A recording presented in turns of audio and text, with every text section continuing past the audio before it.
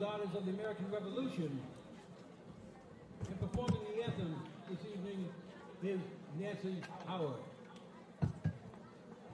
Oh, say, can you see by the dawn's early light what so proudly we hailed at the twilight's last gleaming, whose broad stripes and bright stars through the perilous fight o'er the ramparts we watched were so gallantly streaming, and the rockets' red glare, the bombs bursting in air, gave proof through the night that our flag was still there. Oh, say does that star-spangled banner yet wave o'er the land of the free and the home of the brave? Thank you very much, Nancy. The SwampBats CBL promotes its sportsmanship. How much time do you want me to go for? Requested cooperation. Okay, don't ask me a question then. Or I'll just intro you. I won't ask a question. And respecting those around profanity or derogatory.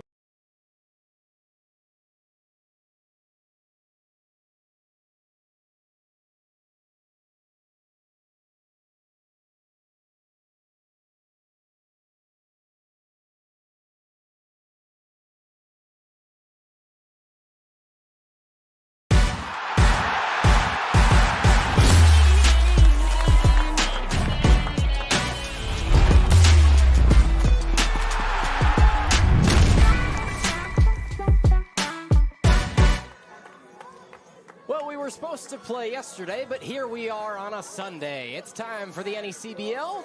I'm Andrew Hillsman alongside Liam Stevens, and this evening at Alumni Field in Keene, New Hampshire, we got the Martha's Vineyard Sharks facing off against the 2-1 Keene SwampBats. We'll have the top of this game right after this 2-minute national break. We'll be right back. This is the NECBL here from Alumni Field in Keene.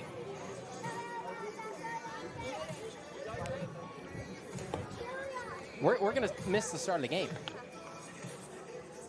Like, I don't know how this got so mistimed. Fuck.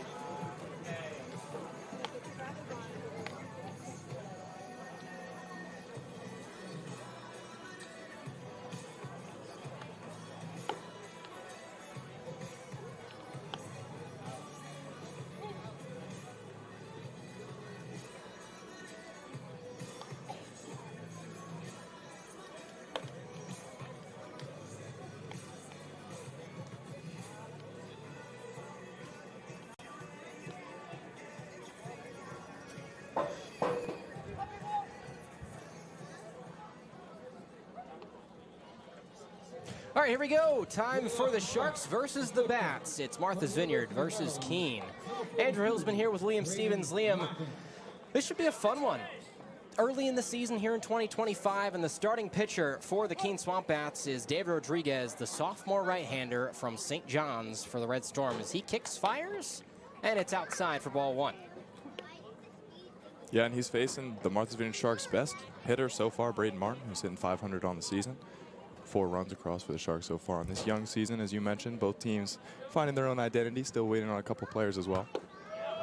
That's a strike, and calling balls and strikes is home plate umpire Devin Rhodes. At first is Alan Liberdoni, and Brian Roth at third as the umpiring crew for today. 1-1 against the batter, Braden Martin, shortstop for the Sharks.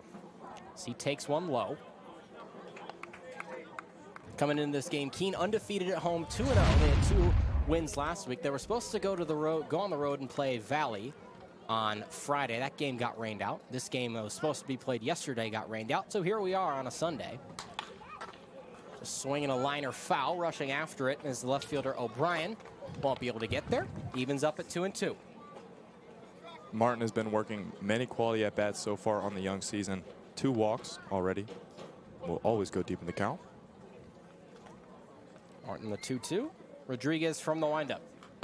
Outside, a breaking ball. Full count. Martin, a guy who plays for the University of Maryland, from Bowie, Maryland. 3 for 3 with an RBI and 2 walks in his last official game. Here's the full count pitch. High, ball 4, and a leadoff walk for the Sharks. Yeah, Martin doing there what he's been doing so far, as we just mentioned, working quality bats, getting on base. See if he can bring a run home potentially for the Sharks here at the top of the first. This brings up Ryder Dykstra, the left fielder. And Rodriguez for the Bats. Played in 6 games with St. John's in 2025. Swinging a pop-up over our way and out of play. A beautiful day here in Keene, New Hampshire. A little bit of smog from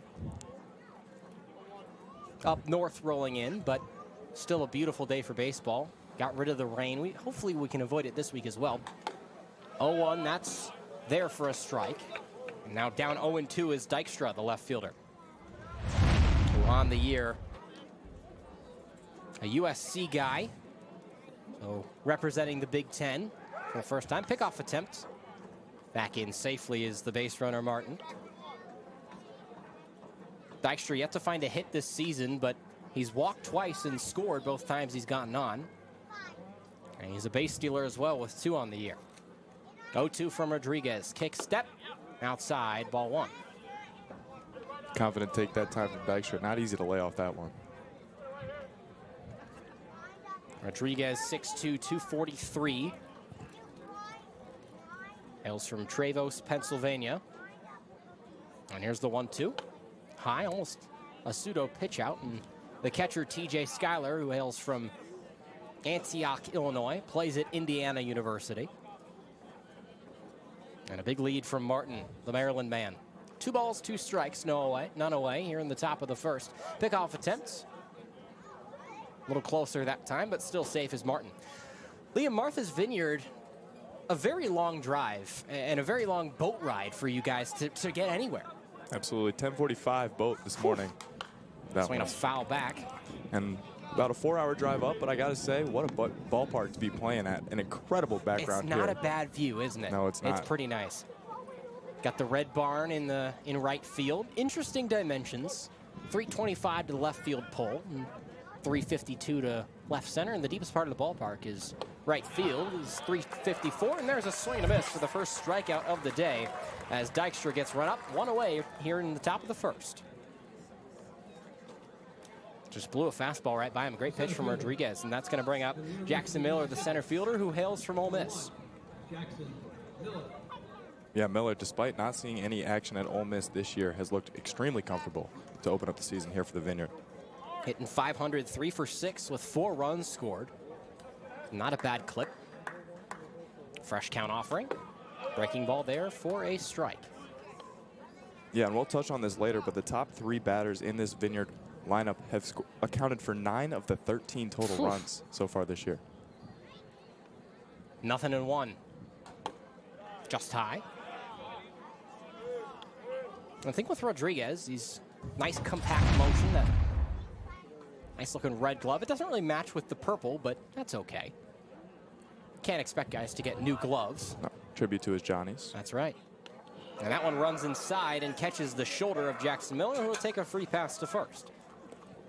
It's the 3rd hit by pitch by Miller so far on the season. Got plunked twice in the opener. Ball magnet, you could say. Yeah, I guess. Usually was not a fan of being a ball magnet whenever I played. I don't think you were either. That's why we're up in the booth. That's right. Well, that's not really the reason. Mostly because we're not good enough to be down there. And that's why we do this. You know the old adage of, oh, if I hadn't hurt my shoulder in high school, I would have made it. No, not even close for me. 2 on and 1 out for the Martha's Vineyard Sharks, who come into this game with a record of 1 win and 1 loss. Fresh count, the offering. Swinging a chopper. Foul. Back in the glove of TJ Schuyler, who at Indiana doesn't jump off the page as a hitter, but defensively, I mean, the bat is there, but defensively, a very solid defensive catcher for Jeff Mercer at Indiana. He and Zach Thompson have been alternating behind the dish for Keene thus far this year in the young season. 0-1, a beautiful backdoor breaking ball. That's there for a strike. 0-2. That was a pretty pitch. Brady Krzyzuk.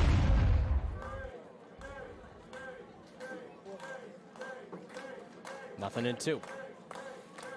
Off the first base side, LaRubber winds and deals. Swinging a foul right back off the cage of Skyler. That's why you wear a mask.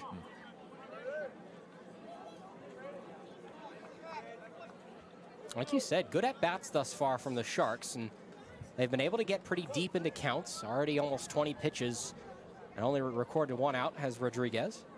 0-2. Swinging a high fly ball out left field, and that'll go foul onto the track of Keene High School. It's the home field of Keene High School, the Blackbirds. They were supposed to hold graduation here on Friday for the outgoing high schoolers, but obviously that got moved to indoors, which is, probably a smart decision. Another 0-2 to Krzyzuk. And he's late on another fastball, but stays alive. This is the coolest day we've had at Alumni Field thus far. It's last home game against North Shore, it was toasty. Got up to 92, 93 during the day. It was humid as well. Another 0-2. All outside, a good eye from Krzyzuk.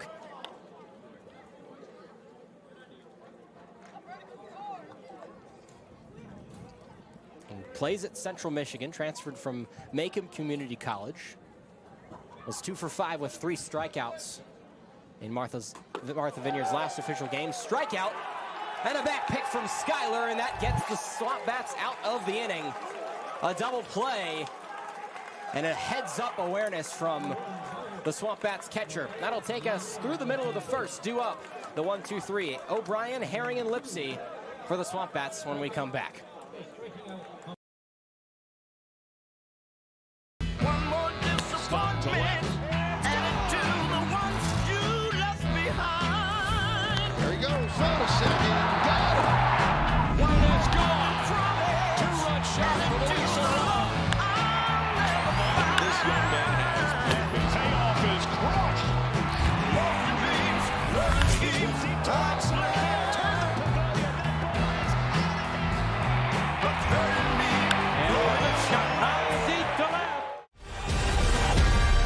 Turning dreams into reality. In the lab with the formula and chemistry. Your memories spark to motivate and make the industry shake. We put the bars in the brakes above the one chance at best, yes. Painting pictures for the culture, keep the brushes fresh. Flip the cover, work the drummer, passion never rests. Freedom is a teacher under pressure, now we blessed. Yeah, it's one all, one shot, now the future is yours. Let's go. Here in the bottom of the first, NECBL action here from Keene, New Hampshire. Keys to the game, we didn't get to them before the game, but now we'll send it down to our sideline reporter, Ryan Fitzpatrick, for the keys to today's game. Ryan? Thank you, Andrew. Well, it's been a long wait for Game 4 of the season for the SwampBats after 2 straight rainouts, but now it is Game 4 of the season, and we have a beautiful day out. But it's going into this game, not head coach, but the hitting coach, Casey O'Brien, said he's really looking forward to Jack Herring and Marshall Lipsy going into this game, making their SwampBats debut. So let's see what they can do today and going into for the rest of the season. Thank you, Andrew. Thanks ever so much, Ryan. Yeah, a couple of guys making their first debut as SwampBats this year. Marshall Lipsy played for the team last year, but Jack Herring, a newcomer. Neither of them have played in this year thus far. And Liam, the starting pitcher, a lefty, A.J. Pino, number 4 for the Sharks today. What do we know about him? Yeah, also getting his first action of the summer. Freshman from Fordham. Loves that fastball, loves that slider. Third pitch changeup, you're not going to see that much, but 16 and 1/3 innings at Fordham this year to the tune of a 7.7 ERA. So really just trying to get comfortable is Pino and utilize that fastball here. The leadoff batter is going to be Michael O'Brien, who spent his last season at Mississippi State with the Bulldogs. 6'1", 190 lefty with a smooth swing. Who was 1 for 3 in the game against North Shore on Thursday. Only played one game. 3 at-bats. He scored twice in that game.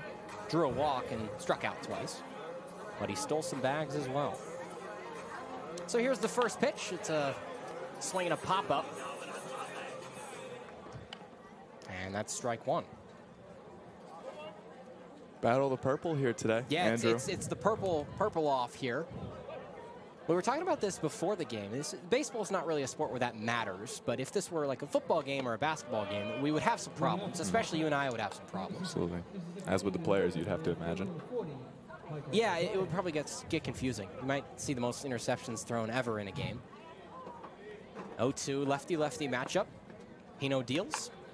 Swinging a shallow pop-up. It'll stay in the infield as Martin comes to grab it. And he makes the play for the first out of the day for the Sharks. Pino getting started with how you want. A quick out. See if you can keep it going. Yeah, 3 pitches and 1 out. That's effective. As this will bring up Jack Herring, the SwampBats right fielder from East Carolina, the Pirates. One of the better logos, I think, in all of college athletics. And the first pitch to him. There for a strike. You know how Boise State paints their football field blue? Yes. I think ECU should paint their football field purple. What about you? I think it'd be great. I think it'd be great. Do you think that the Keene SwampBats should follow suit? No, I don't think that's a baseball thing. Great breaking ball in the low half of the zone. It's 0-2, so efficiency is the name of the game earlier for Pino. No, that would look a little weird. You see that in the NBA, they have those city edition courts for the in-season tournament. I don't know. Some of them bug me. And St. Alive heads up over to the right side. Nothing wrong with the great green grass. No, Why I change it? think green and brown with the dirt is good by me. Pino working off the third base side of the rubber. Winds and deals. Swinging a chopper right past Pino. Goes to Martin. Pick up and a throw. And he's out by a couple of steps. So 2 away quickly here in the bottom of the first. That brings up Marshall Lipsy, the center fielder from Florida Atlantic. Yeah, Martin coming in on that play is not a natural shortstop, so a lot of time in the outfield and at second base. So the more impressive plays he makes over there at shortstop, better sign. Lipsy, who hails from Longview, Texas, played in 57 games, hit .318 for the Owls in 2025, 12 home runs and 43 RBIs. So understandably in the 3 slot.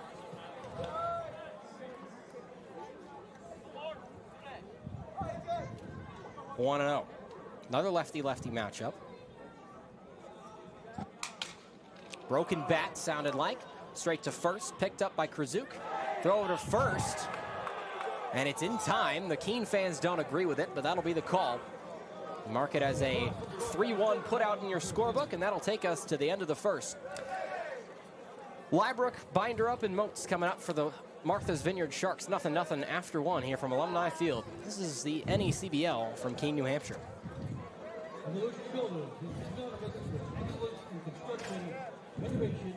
Are we hearing too much wind in his mic or no?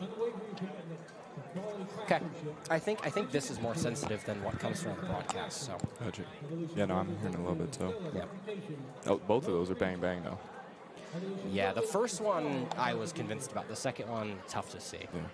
But I thought he was going to beat him initially on the third one, and then yeah. I mean, it's just a shorter route, obviously. Yep. Especially with those underhand throws. Yeah. You can't put speed on it. So.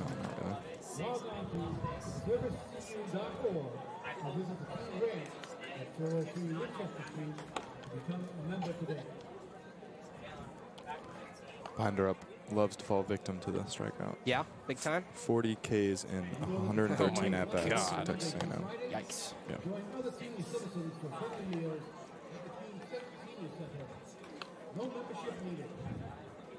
Well, there's a look at a happy family. This is why we do what we do. The NECBL, family fun entertainment. Here in New England, Due Up is Liebrook, Binder Up, and Moats for the Martha's Vineyard Sharks. They're having fun. We're having fun on a beautiful day, beautiful Sunday evening here in the NECBL. And for a game that's been rescheduled, still a decent turnout. Absolutely. Always a good turnout here in Keene. And it's David Rodriguez back out for a second inning of work. Liebrook, another returner amongst this Shark squad.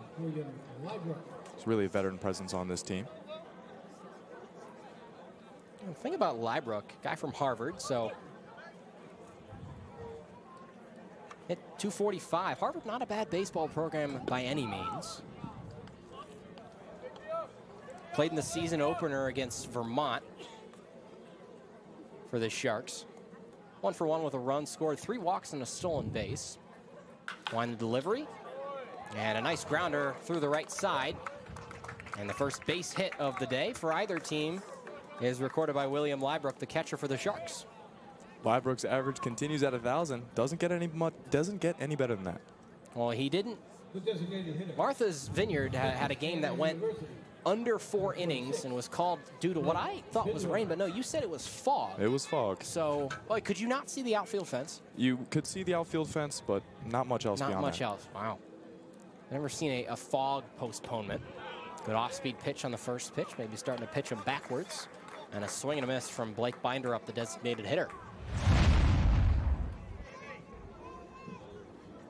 Hometown guy at Texas A&M, from College Station. Low inside, ball 1. 1 for 5 with a run against Bristol. Bristol, whose only loss thus far is to Martha's Vineyard. They lead the South Division. Inside breaking ball there and taken for a ball. Bristol at 3-1. Interestingly enough, the Sanford Mainers still have not played a game yet. They're still 0-0 here in the NECBL. 2-1 with none away and 1 on. Off speed again. Maybe a changeup. Got him swinging. Yeah, so he 2-2. Fooled him big time there. Binder up expecting the fastball. And you mentioned Brett Binder up. He's a guy who likes swinging. He's already struck out 4 times. That leads Martha's Vineyard. And he takes ball 3. That was close.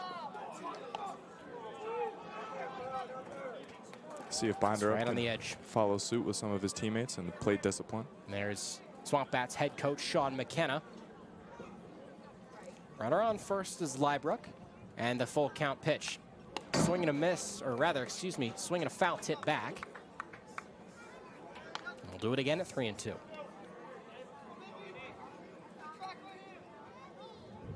Yeah, big strikeout guy. Yeah, 14 walks, 41 strikeouts this past year at Texas A&M in 113 ABs. Full count pitch, swing and a miss, strike 3. And that's the 3rd strikeout of the day for the SwampBats pitcher Rodriguez. Now batting, the right fielder from the University of Maryland. Yeah, Rodriguez doing a very great job staying composed and getting these runners out, despite them running the pitch count up a little bit. Well, aside from the first game of the year at Danbury, the starting pitching has been really solid for the SwampBats. We saw Ben Rabatin, as this could be 2. Romano, Manolfi safe at first. And Tupou is beaten by a step over there at first. So out at second is Liebrook, and Moats reaches on a fielder's choice. Good hustle from the right fielder, Moats. That ball hit pretty slow, difficult to have time to turn that double play. Could have gone around the horn, but still 2 away. And the batter is Harley Goodner, the 3rd baseman from Duke. Runner thinks about going. He's got to be careful. Remember, in the first inning, TJ Schuyler had that nice back pick and caught Jackson Miller lacking for the last out of the top of the 1st. Sophomore from Duke, didn't get a lot of playing time, didn't play at all. Tried to check his swing, but he went around clearly. Ball on a strike.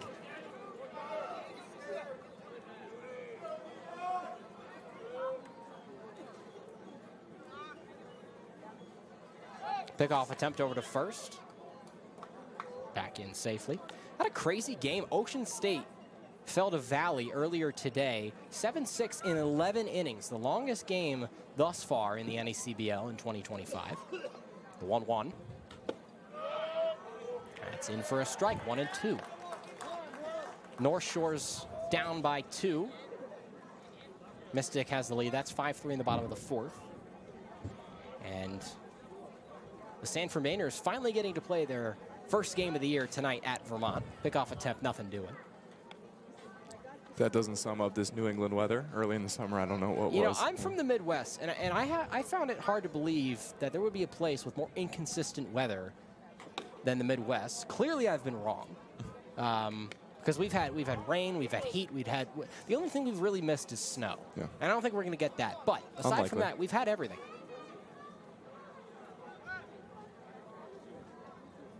2-2. Swinging a liner, gets over Minolfi's head, but just barely. And everybody goes station to station as Herring picks it up and throws it back in for the SwampBats.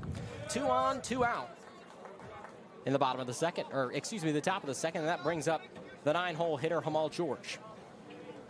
Second baseman. Hamal still searching for his first hit of the summer, but the Sharks have been effective, scoring with 2 outs. All 3 of their runs in the shortened game at Newport on Friday scored with 2 outs. Now, I assume the plan is for them to resume that game at some point.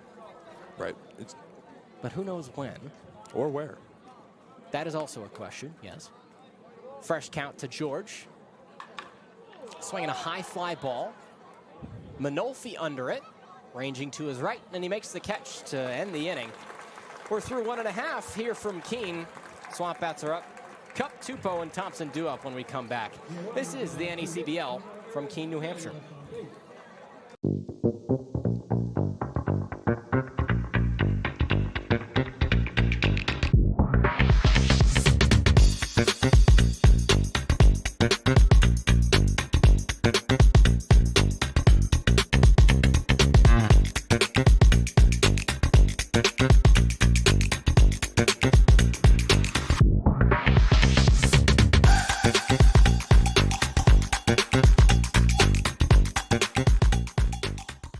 At M&T Bank, we believe in the power of together. Together, we can help your business grow. Together, we can move communities forward while giving back.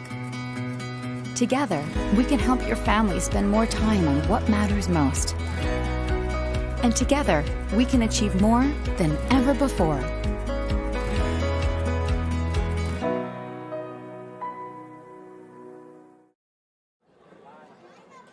Hey, what's up, Ribby? The mascot of the SwampBats.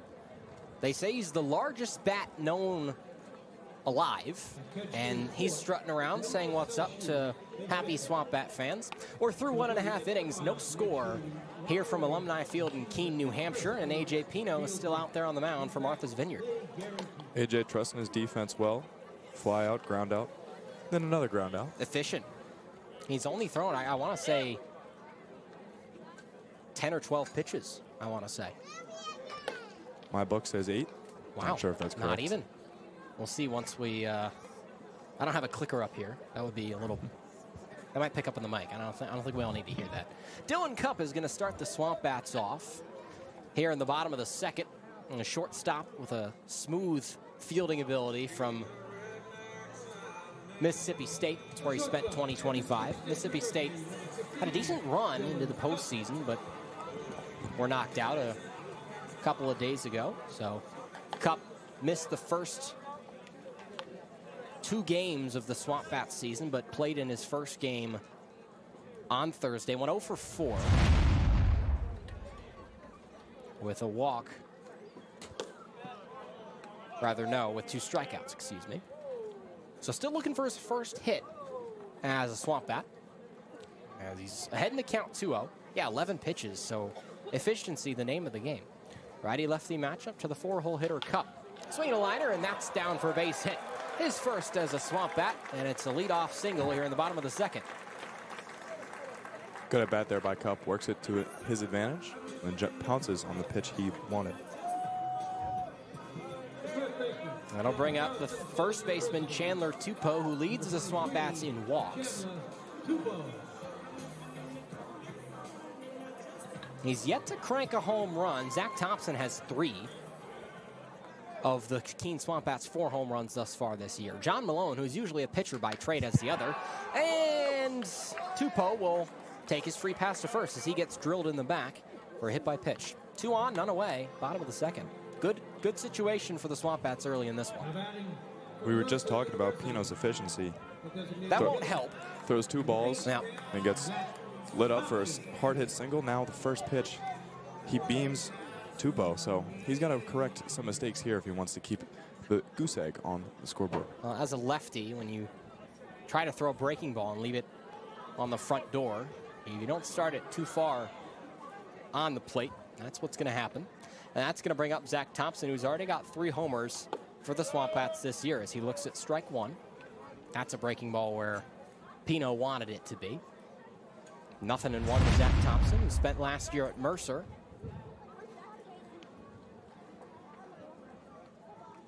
And the 0-1. Big swing, and under it is Thompson as he nods his head and resets. Funny thing happened with Thompson against North Shore on Thursday. He was the starting catcher. 4 pitches into the game, the webbing on his catcher's glove breaks.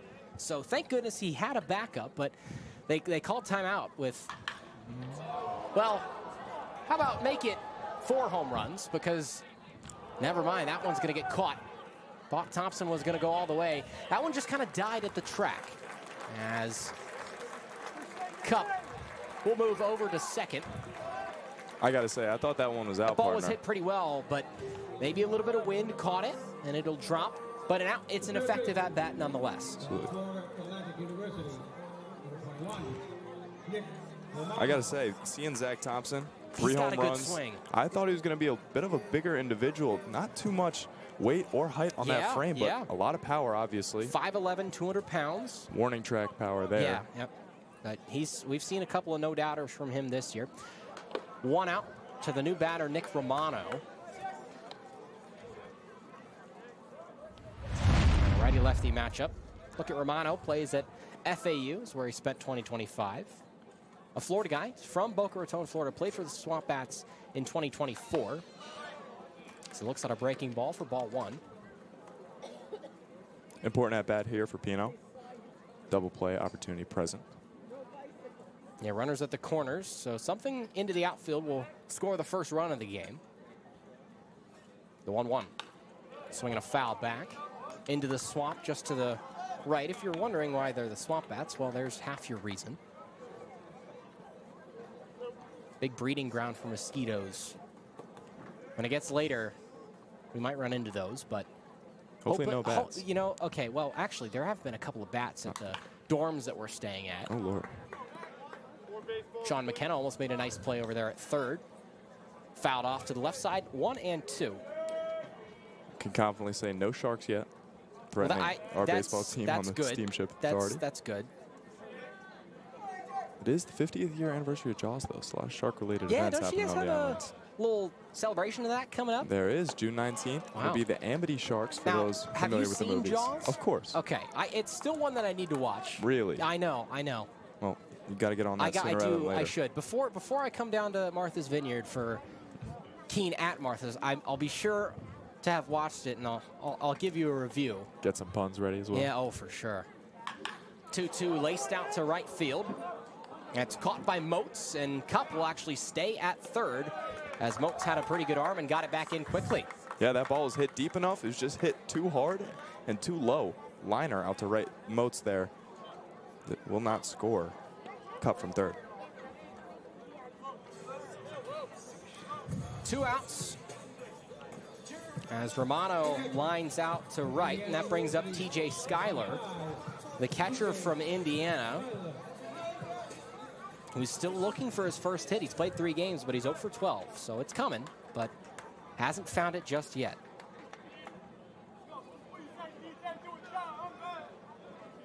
Runners at the corners, 2 away, and Pino delivers. Low ball 1.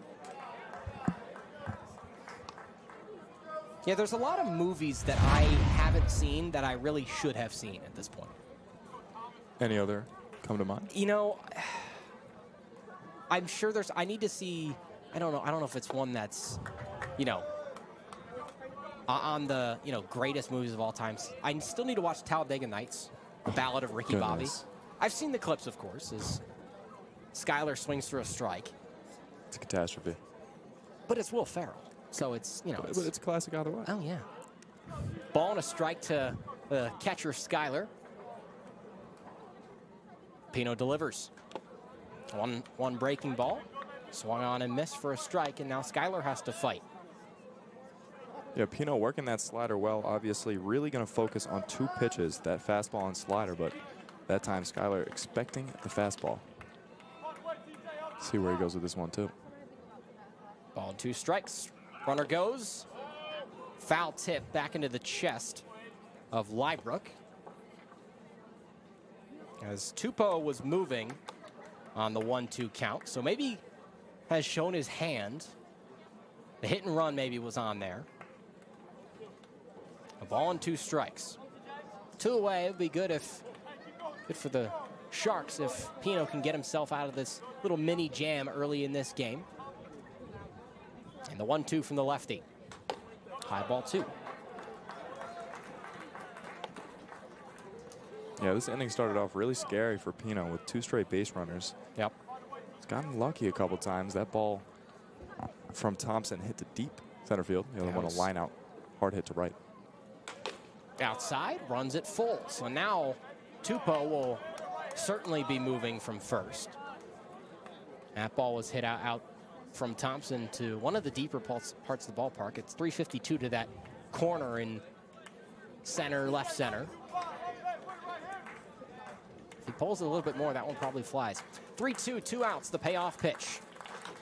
Swinging a chopper, straight into the glove of Pino, and he'll underhand it to Krzyzuk at first. As the SwampBats strand 2 in the bottom of the second, we head to the top of the third. 0-0 here from Keene.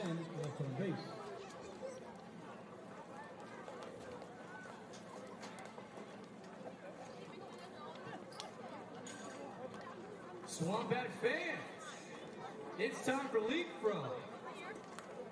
We have some first-time leapfroggers. We have some experienced leapfroggers, shall we say. We all know the rules. We all know what we're doing. When I say go, whoever gets to Ruby first wins. You guys ready?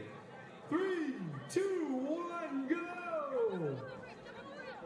Hot out the gates. Looking great. Emmett is figuring it out. It's neck and neck to Ruby. And we have our winners.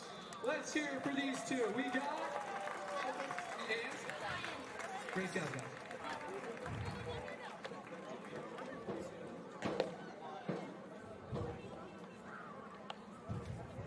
Nothing through 2 as Ribby leads some happy kids off the field as they competed in a little mid-inning entertainment game.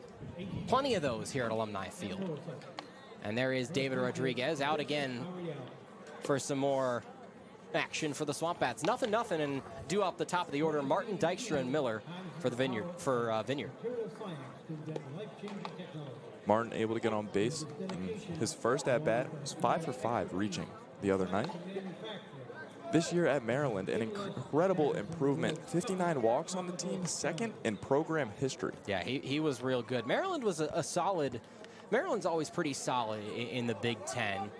But, you know, this year with those West Coast teams being added, Oregon ran the show all year, but didn't end up winning the Big Ten tournament. It was Nebraska who won the Big Ten tournament, and Oregon was bounced pretty early in the NCAA tournament, which was a surprise to a lot of people. And that's the beauty of baseball. You never know. Never Any know. given day, yeah. So we'll look at Martin, who drew a walk in the first. It's a ball into foul territory, rushing after it, sliding. Nice play. What a play from Michael O'Brien, a sliding grab, and there's already one away on 1 pitch in the top of the third. A left fielder with a great play. Yeah, he had to cover a lot of ground. That ball was fading. Yeah, it had spin on it too, so that was a great play. Ryder Dykstra. And this will be Ryder Dykstra, the left fielder. Struck out swinging his first time up. Dykstra in his last official game as the Sharks beat the Blues. Yes, baseball, not hockey. This one's hit well, out to left field. Back on it is Lipsy at the wall. It's off the wall. O'Brien picks it up, and it's a stand-up double for Ryder Dykstra. Boy, that has got to feel good for Dykstra. He was talking on the way up on the bus ride. He has got to get on base outside of a walk, and he absolutely mashed that baseball off the wall on the fly. Didn't have just enough to get out, but that was hit the other way from a left-handed batter and looked pretty good as well, off the wall, and now a runner in scoring position for the Sharks with 1 out in the top of the 3rd. And that brings up Jackson Miller, who wears number 1. Plays his college ball and spent the last year at Ole Miss. Only took 5 at bats. Appeared in 5 games as he whiffs on a off-speed pitch for strike 1. He's sitting fastball. Absolutely, he's way out in front on that. Miller loves to walk around the catcher and umpire after mostly every pitch. Yeah, he does his little lap. Wonder if he's had to speed that up for the pitch clock. 0-1, just low. A good take from Martin. The pitch clock new this year in the NECBL. The third base umpire is the only one who knows the status of it. There's no clock around the stadium. Here's the 1-1. Going outside, started moving the hands, but stopped them. Warming up over there in the bullpen is SwampBats righty Skip Shinoski, who spent his first 2 years at Wake Forest, now plays at Penn State. The 2-1 from Rodriguez in the dirt ball 3. Hitter's count now for Miller. We'll see if he moves that wood off his shoulder. Still early here, trying to get my wording. Words are hard. It's a Sunday where, Early in the season. Of course. 3-1 with 1 away. Rodriguez outside and a good take. Now 2 on for the Sharks with only 1 out. Brings up the slugger, Krzyuk, who's going to try to hit baseball hard and far somewhere in this ballpark. Lefty's going to have to mount over that deepest part of the ballpark, right field, if he pulls it. Goes oppo, though. To my knowledge, we've seen some home runs get hit to the trees in center, the batter's eye. Seen 1 or 2 go over that left field wall from some power righties. Actually, the first home run we saw here at Alumni Field in 2025 was hit by a pitcher by trade. Really? John Malone, he was playing left field in the home opener against Upper Valley. Keene didn't have a ton of outfielders in their roster just yet. They had them signed, of course, but they hadn't shown up because they were still playing. So they tried in the preseason in practice, say, hey, who can hit, who can play the field? And John Malone stepped up. He hit in high school, but he hadn't hit since his junior year. And he crushes a ball, and he hits at 100 miles an hour. Not a bad first No, bat. he mashed it. So aside from Zach Thompson, who has 3s, the only guy on the bats so far in 2025 to have a home run. 1-1 to Krzyuk.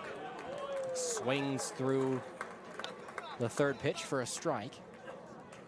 I'll tell you what, the off-speed by Rodriguez is absolutely working for him. Despite a couple of hits let up, a couple hard hit balls, he's fooling a lot of batters with that. It has good action, same arm action as the fastball. And the 1-2. Checks over on second and now delivers. Swinging a pop-up, we will do it again. Already up to 50 pitches on the day, as Shinoski's down there in the bullpen warming up for the SwampBats. And another 1-2. Krzyuk struck out swinging to end the inning the first. As this one hits Krzyuk, and he'll take a free pass to first. And the bags are juiced for the Sharks with only 1 away in the top of the 3rd. And we'll see how this SwampBats defense adjusts. Doesn't seem like they're going to come all the way in, except there's going to be a meeting on the mound. Yep, this is SwampBats pitching coach Stephen Bangs, who pitched for the team last year. Graduate of Franklin Pierce University. He'll come out to talk to David Rodriguez. Next batter is going to be William Lybrook, the catcher for the Sharks. On the year again, keeps his batting average at 1,000. officially 2 hits, 2 singles, as Steven Bangs will walk back off, and the infield will retake their positions. Double play is the best case scenario here for Keene. See if that goes into Rodriguez's approach on the mound. Potentially pitch something down. Yep. You don't want to hang it. You don't want to leave a slider too high against a hitter like Liebrook, or anyone to that matter. So a fresh count and a righty-righty matchup. 3 on, 1 away. Swinging first pitch, and he just gets under it for a foul tip to the backstop. 0-1. Yeah, Rodriguez goes right at Liebrook with the first pitch. And why not? Got to attack. You can't dance around guys. You've already walked one and hit one guy in this inning, so you can't dance around them. The 0-1.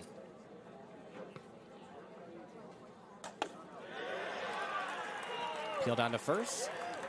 And Alan Liberdoni says yes, he did. 0-2. Strikeout wouldn't be bad either. Absolutely not. Keene wants Rodriguez to get through this inning if he can. They've got a pretty solid bullpen. 0-2 with 1 away. Broken bat. Play at home. Schuyler, tag out, and pulled Tupou off the bag a little bit high. He did a little jump, but Dykstra doesn't score from third. That bat broke pretty violently. Yeah, absolutely. Unfortunately, Liebrook's going to have to return to the island with 1 less piece of lumber. Yep. But for Rodriguez, that's about as efficient an out you could get. Immediately knew to go straight to home with that and prevent the first run to come across. Here it is. And Schuyler, the throw just pulled the left foot of Tupou off the bag, but good awareness from pitcher and catcher to get the most important out and prevent the run from coming home. So the ball game stays at 0-0. Bases still loaded. As here's a liner, and that's straight to the glove of Nick Romano. And the Sharks strand 3 as Rodriguez gets out of the jam. Still 0-0 through the middle of the 3rd inning. We'll be right back. You're watching the NECBL from Keene, New Hampshire.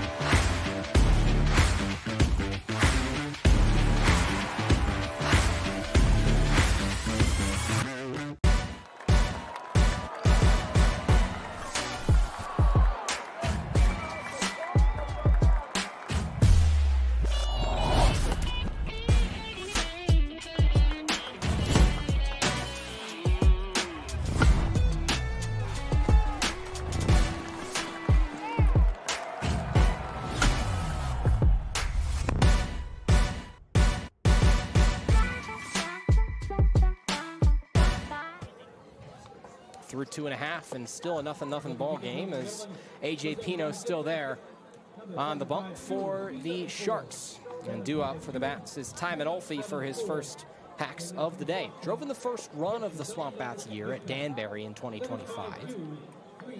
The second baseman from Dayton. You see so many rallies in baseball start with that double leadoff man. Getting on base brings up the top of the order with some extra juice. We'll see if the SwampBats can get things rolling here.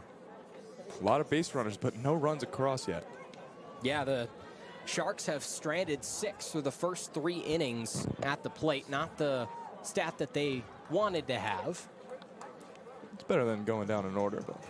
Well, so you would think, but and you know the opportunities are there. They just haven't been able to capitalize.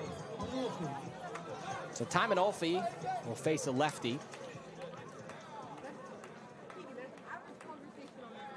Rocks back in his stance. First pitch, a strike.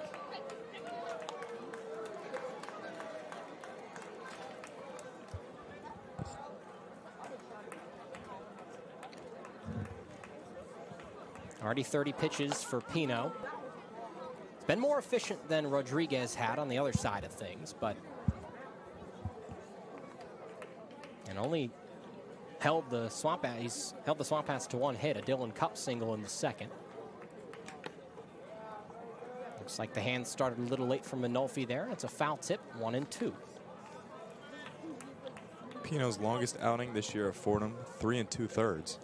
He's through 2 here. We'll see how long the Sharks pitching staff will keep him out there. The 1-2. Good take from Manolfi and a nice block as well from Liebrook. 2-2.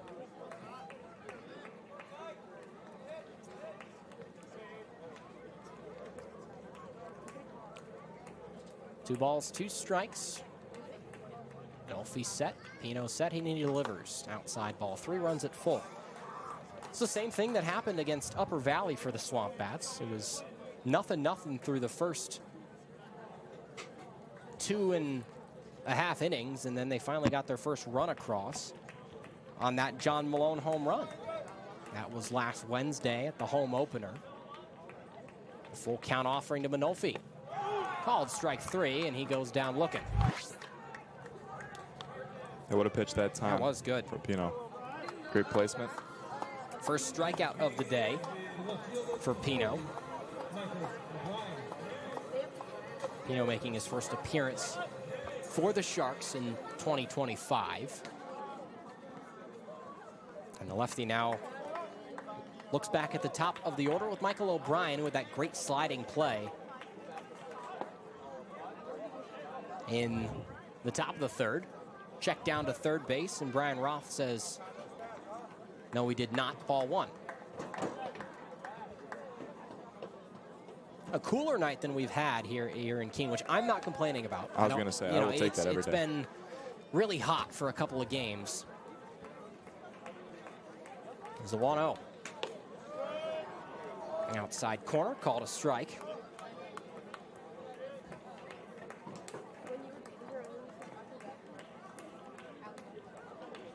O'Brien this year at Mississippi State, 21 at-bats.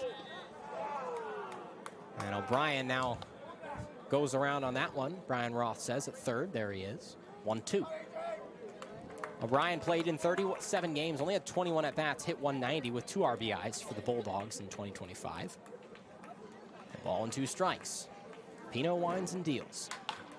Swing a liner foul on the third base side. And that'll go to Souvenir City. Hard hit ball that time from O'Brien. Yeah. He's got bat speed. He's late on it, but just a little bit. He squares that up. That is more than likely a base hit. It's a hard liner, so the contact is there. Stays at 1-2. Pino delivers. A breaking ball hits the dirt before the plate.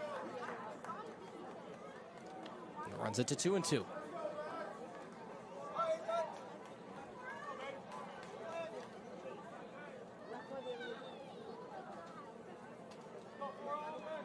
O'Brien and Pino both ready again. Winds and deals. Swinging a chopper now to the right side. Early on an off-speed pitch was O'Brien. And a nice extended at-bat, and the kids will race after it. Kid in the green shirt will get a nice souvenir. But the guys over there having fun chatting it up with the kids who are sitting on the tarp. We needed that the last couple of days. I don't think we're going to need it today, which is nice. 2-2. Low, ball 3. Martha's Vineyard's dugout. Which we're right above. Yes, where it's an interesting setup. We are right smack dab on top of them. It's built into the same structure. So full count to O'Brien with 1 away. And the pitch. Swing and a miss, strike 3. Great pitch and the second consecutive strikeout from A.J. Pino. Looks like Pino was saying something maybe to that SwampBats dugout. He's cooking with some gas here and feeling real confident on that bump. Yeah, he's fired up. He's been decently efficient, under 50 pitches through 2 2/3. A little bit of action, a lefty's warming up in Martha's Vineyard's bullpen. And this is Jack Herring making his SwampBats debut. He grounded out to shortstop in the bottom of the first. And a pitch way high, ball 1. So after not striking out a single batter in his first 2 innings of work, he struck out the first 2 batters here in third. Herring transferred from Rollins College to East Carolina. Hit 305 in 49 games this year, so a good hitter, 5 home runs, 26 RBIs. Pretty even strike at the walk ratio, 16 and 18. 2-0 to him. Fastball, late on it, fouls it off, strike one.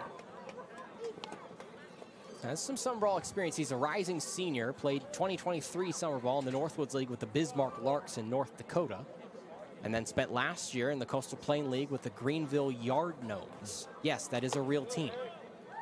There is nothing like some of these baseball team names. They're great. And then some of the rebrands I love. The Rockford Rivets of the Northwoods League do the Screw City Sock Monkeys as a rebrand. Not sure where that comes from.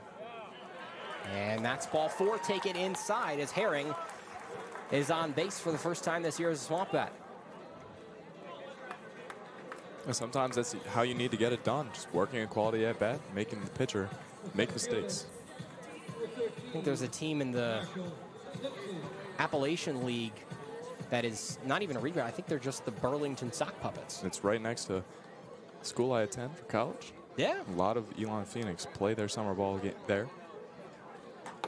Fresh count and a first pitch outside to Marshall Lipsy, the center fielder.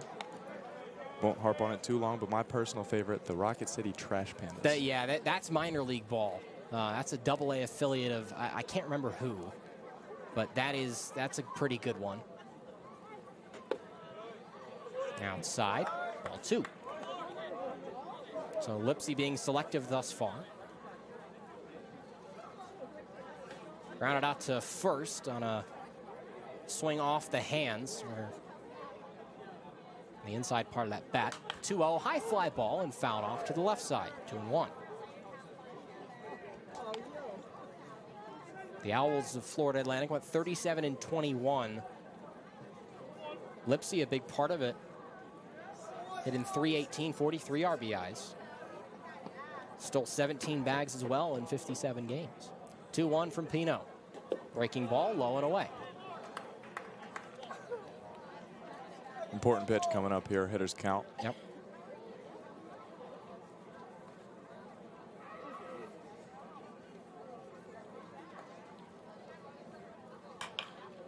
Swing and a liner over the first baseman's head. Krasuk couldn't get it. And everybody moves up a place. Runners on first and second. Herring heads to second, and Lipsy aboard with a single with 2 away here in the bottom of the 3rd. Both Herring and Lipsy, both very impressive at-bats. First a walk, then a single to right field with 3 balls. So Swamp Bats cooking a little bit here with 2 outs in the bottom of the 3rd. First, we'll have a meeting on the mound. We'll have a mound meeting, that's right. Not sure if this is going to be one where we see Pino get pulled. There is some action in the Sharks bullpen, but this looks like it's just going to be a mound visit. Again, 2 on, 2 out here in the bottom of the 3rd. So yeah, it'll just be a quick mound visit to talk over what Pino wants to do here against Dylan Cupp, who had a single in the 2nd his last time up. But a great hit from Lipsy to keep the inning alive for Keene. In the battle of the purple here in this one. It's almost the same shade of purple as well. I was going to say, it's pretty much identical. I think Martha's Vineyard is a little darker, but just by a smidge. A fresh count to the 4-hole hitter, Dylan Cupp.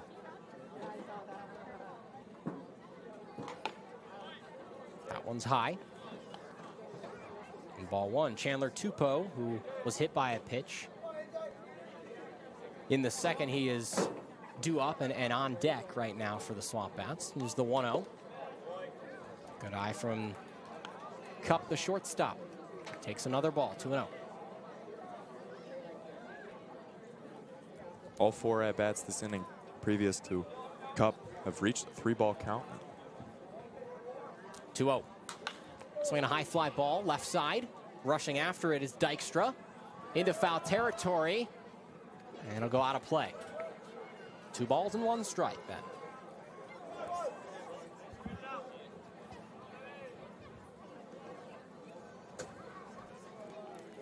If you're Cup here, what do you look for?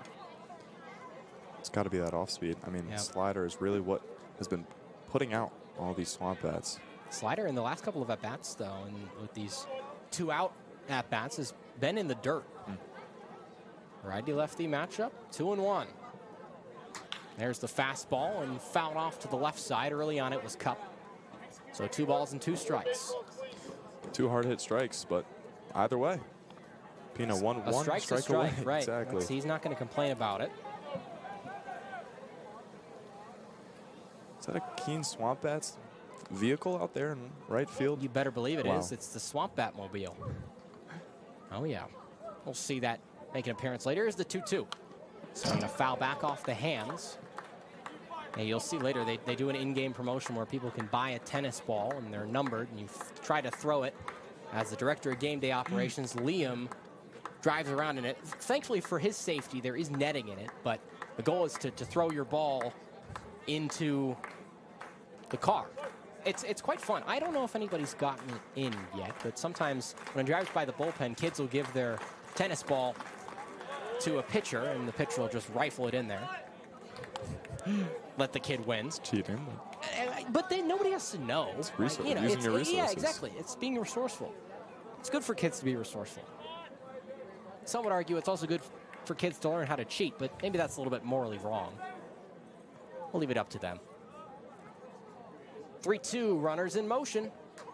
Swing a foul, again off the foot of Cup. We'll do it again, and he'll take his little walk around the catcher and umpire. Reset himself. A high leverage moment here early in this one.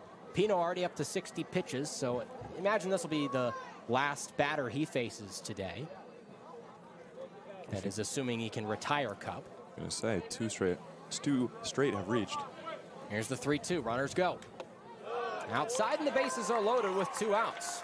A great at-bat from Dylan Cup brings up Chandler Tupou with ducks on the pond here in the bottom of the 3rd. So Rodriguez gets out of the bases loaded jam in the 3rd. Now Pino trying to do the same. I think they're going to pull him. They'll motion to the bullpen as we'll take a break for a pitching change. 0-0. But the bases are loaded with 2 away, and Chandler Tupou up to the plate, and a new pitcher on the mound on the other side of this break. It's the NECBL from Keene, New Hampshire. Let's see who we're looking at. My bad. I feel like I'm stepping on your toes. No, you're fine. You are totally fine. You are all good, man. It's a freshman out of Miami. Number 28. It says, I think that's 18. 18. I forget his name. Ryan Ashford. Yeah. Dude, right after he gets confident talking smack to the bullpen. Yeah, he walk, hit, walk. And that's all what happens. Every at bat, at least 3 balls. Mm-hmm. It's crazy. Efficiency.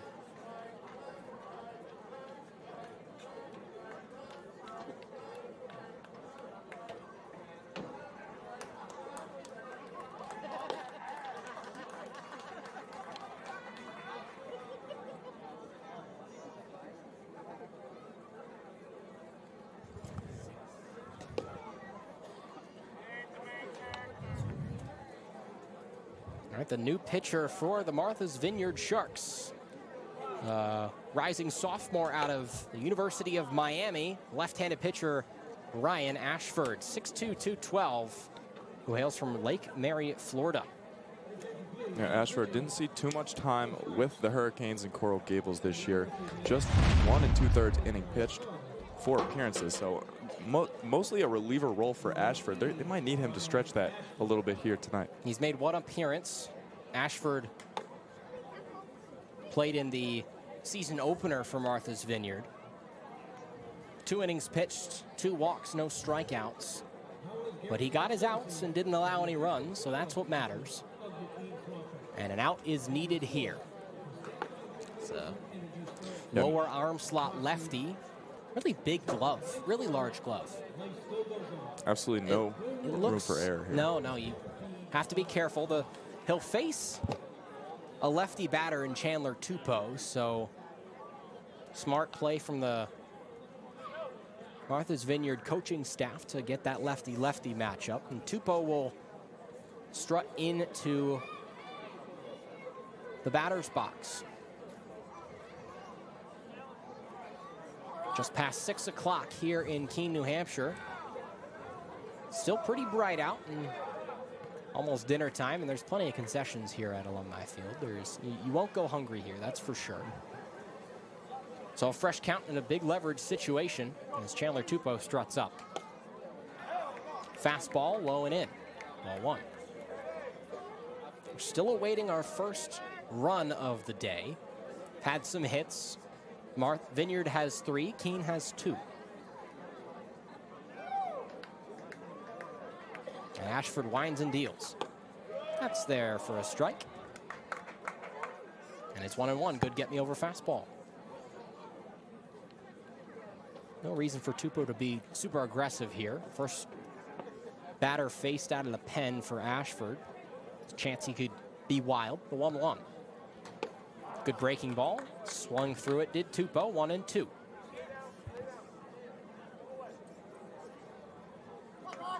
Ashford would have it no other way than getting a strikeout here. That's best case scenario. Just do it all himself. 1-2 to Tupou. Choked up a little bit.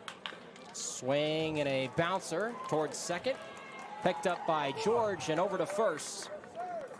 As the SwampBats strand 3. We're through 3 and no score here from Keene, New Hampshire. This is the NECBL from Keene.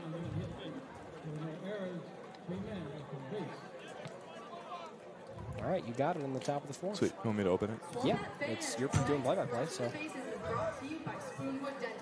I love stranding base runners. It's 3 on the Combined 11. Thanks to Spoonwood Dental, Ruby brushes every day to keep his big smile looking great for all of his pictures. Just like Ruby, New pitcher is 42. Yes, sir. Skip Shinosky. I have a lot of info about him. I talked a lot to him. Shinosky? Shinosky, yes. Shinosky. Spent his first 2 seasons at Wake Forest. Didn't play his freshman year, but Shinosky, yep.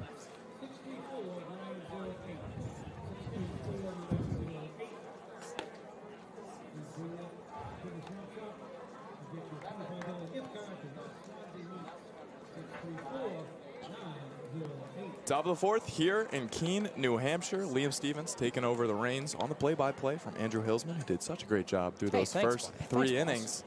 We've got a scoreless fest here, despite 11 runners left on base combined between these 2 teams, and a new arm on the bump for the SwampBats. Can you give us a little insight into the new arm, Skip Shinosky? Yeah, this is Skip Shinosky, a 6'5", 215 right-hander from Penn State. And spent his first 2 years at Wake Forest. Didn't play his freshman year, but pitched 60 innings his sophomore year and transferred to be closer to family after his sophomore year. I talked to him a lot. I was doing sideline, and while I wasn't on camera in the game against North Shore, I got to know him a little bit. He's got some great stories, but his given name is Ben. However, he goes by Skip. And I asked him, well, is it a nickname? How'd you pick it up? And he said that he is called Skip because SKIP, it's an acronym for the first names of his 4 grandparents. Wow. Which I thought was really cool. I have never heard that I know. I thought it was an awesome thing to... I've never heard of anybody really doing that before, but it lines up and it makes a word. And he was saying that, you know, when he talks to older folks, so I was like, oh, they called me Skip once, but he's like, well, there's a reason, you know, it's not my name, but that's what I go by. It's my middle name. Paying homage to his older relatives. That's right. I thought it was a great little thing, and something about it, his changeup, which he didn't use a lot in high school, was metrically a screwball. Yeah, you can find a picture of him online. Pronated his arm. It's off like I forget what fingers he throws it off of, but you'll see it. Yeah. It's an impressive pitch. Try to point it out when it comes through here. Yeah. It's 1-1 now to the 7-hole hitter for the Sharks, right fielder Dominic Moats. Now you know Skip Shinosky. Shinosky doesn't necessarily come through with the fastest delivery. Nope. As you mentioned, very wide and unique arsenal. Yep.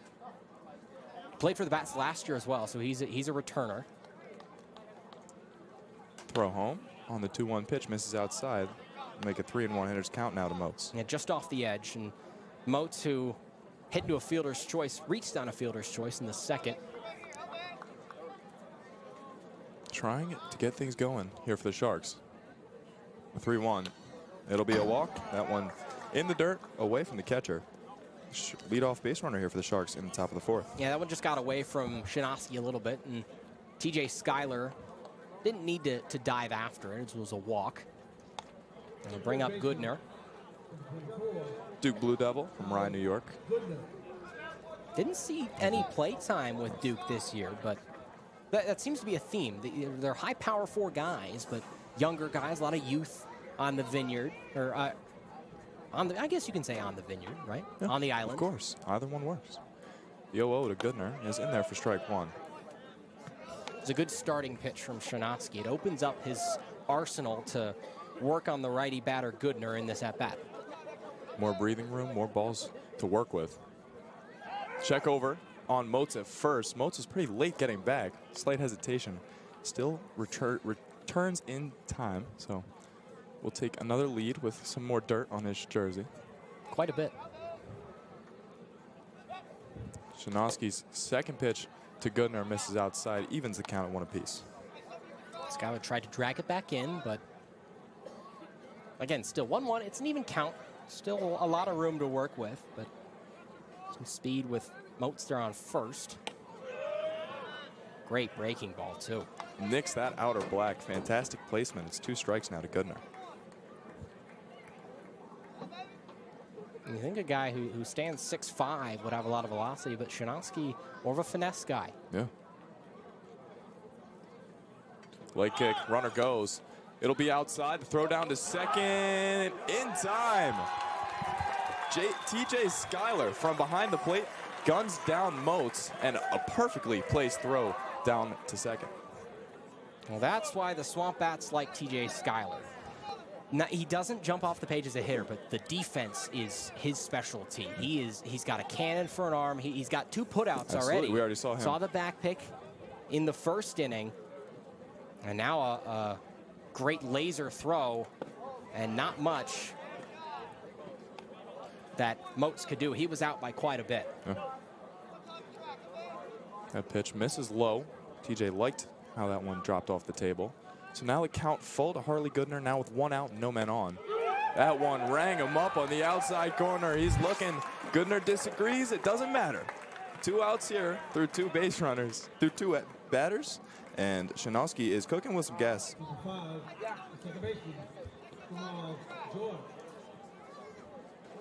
Brings up the double leadoff man, Hamal George. And efficient for Shinosky as well, because, you know, you get a little help from your catcher as you walk the first batter, but there's that changeup. It's so much slower than the fastball, and you can see it kind of comes back towards us a little bit. Absolutely. It's definitely an adjustment for hitters, and we'll see what Hamal George can do against it. Hamal rips that one to the left center field gap. Is it falling fast? It will get down. First hit of the summer for Hamal George is a first base to shallow center field. And now a 2-out base runner for the top of this Martha's Vineyard Sharks lineup. Yeah, Lipsy playing deep in center field and didn't want to sell out for it. That's the smart play. Because if you dive and it gets by you, then O'Brien has to come in from left, and then it's probably a double rather than a single. Although with George's speed, if it gets all the way to the wall, he might stretch it to 3. Absolutely. Noteworthy speed. On the man on first for the Sharks, Hamal George. And the man at the plate, Braden Martin. There's that changeup again. You can see it. You look at it on our monitor over here. I'll take a look at it. And from a pitcher's perspective, it's a fun pitch to watch.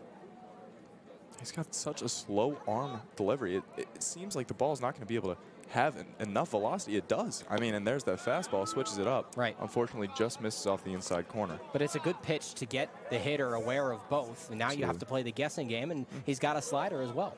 And timing is so much of hitting. And when your pitcher is mixing up the speed of his delivery, it can be pretty difficult there. He goes slow with the breaking ball, misses low. So Martin who's 0 for 1. Could have been different if O'Brien hadn't made that great sliding play from left in the third. 2-1 to Martin. He shakes it off. Called strike. Evens the count at 2 apiece. Deuce is wild. 2 outs. Runner on first. And a lot of options here for Shinosky. He's got a ball to work with, but you want to put him away. We got a timeout as Braden Martin's terrapin colored handguard gets unstrapped. So there he is. Steps back in. Taps the barrel off his cleat and readies for the pitch. Here's Shinosky's 2-2. Runner goes. It's in the dirt. TJ Schuyler trying to throw out the second batter of the inning. Safe. Not in time. That ball bounced maybe a foot and a half. It was close. I wonder if Cup maybe just dropped the ball when he tried to pick it up. I didn't get a good look at it. Schuyler still able to make every play close there. Yeah. Down at second. Runner in scoring position here for the Sharks with 2 outs. It's full count. It'll be a walk for Braden Martin. Ball gets past. Hamal headed to third. Rounding. Will now retreat. So speedy base runners on the corners for the Martha's Vineyard Sharks. Ryder Dykstra, who rocketed his first hit of the summer in his last at bat off of the left center field wall, digs into that left-handed side of the batter's box. Righty-lefty matchup here. Sharks. Another look at this throw. Oh yeah. So the ball, I think, just kind of dribbled out when it hit the foot of George. So a good throw, a good tag, but just kind of fell out. Now runners at the corners for the Sharks. Dykstra readies. Here's the first pitch. Fouled straight back. It'll be a wild pitch as George got over to third. He advanced on the walk, but definitely a wild pitch. And you see, typically with runners on third and first, the runner from first go, but with his arm strength behind the dish, it's got to wonder if Martin's second guessing that. Yeah, you want to get that bag if you can to remove the force, especially if there's 1 out. But with it being 2 outs, it might be a little less important. Hamal dancing down the third base line. Count 0-2, 2 outs, runner in the corners. There goes Martin from first. Swung on, fouled back, so the inning continues. Just went right past Schuyler, and I wondered, hey, did he just miss it? Or no, it was tipped, but it was not a quiet crack off the bat. So we'll see 0-2 again. Here's the pitch. North of his helmet. Moves the count to 1-2. Shinosky still with some room to work with. Just 1 ball, 2 strikes, 2 outs. Trying to keep this scoreless contest continuing. Here's the leg kick, now delivery home. Off speed is fouled straight back. Dykstra doing a good job staying alive. It's just what you got to do. Give your base runners a chance. It's the most important thing at this point. Taking back now in is Ryder. Shinosky shakes off one sign, likes the second. Now flips over to Martin at first. Gets back in time. If that one gets away, then it's 1-0. But a good throw from Shinosky, and he has a good pickoff move. Conservative throw that time Yeah, for Shinosky. All right, falls on the shoulders of Ryder Dykstra. Here's the 1-2, is cracked hard to the third baseman, right into the glove of Chandler Tupou. Hard hit ball. Sharks come up empty once again, leave 2 stranded. We head to the bottom of the 4th here from Keene, New Hampshire.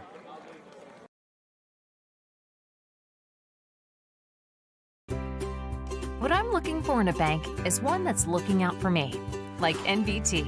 I want a relationship and a team that supports me and my dreams, like NBT. And let's face it, life can get challenging. I need a bank that's focused on me. They've been rated tops in all the things that matter, like trust, customer service, and financial advice. So when I need a bank I can trust, it's always NBT and me. Rondé Barber here. Being in the NFL for 16 years, I've dealt with my fair share of bumps and bruises. But typical ice packs never stayed cold long enough, were messy and inconvenient. Hurt Skirt offers the same long-lasting treatment as ice does, but without the hassle. HurtSkirt uses no antifreeze chemicals, ensuring that panels freeze solid and stay colder for longer. Drop the ice, skirt the hurt. Use code BARBER20 for 20% off and free shipping at hurtskirt.com. Teasing continues here at Keene, New Hampshire. 8 runners now left on base through 4 for the Martha's Vineyard Sharks. Keene SwampBats have stranded 5.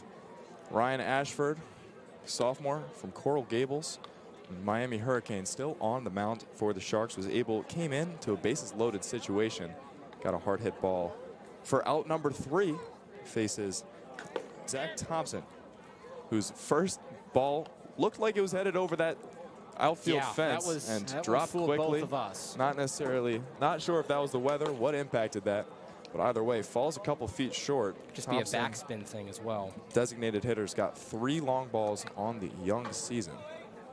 And there's been a lot of no-doubters as well for Thompson. The nice compact swing. He doesn't touch the 6-foot mark, but he's got a lot of power, 5'11", 200 pounds, and he can put a charge into one. There's no doubt. He's, leads. Got to imagine he leads the league. I mean, he has 3 home runs in 3 games. Yep, that's right. Matched his total at Mercer this whole season. Wow. Played in 55 games, 158 at-bats. Must be a Woodback guy. Another change these baseball players make, collegiate baseball players make, coming to the NECBL.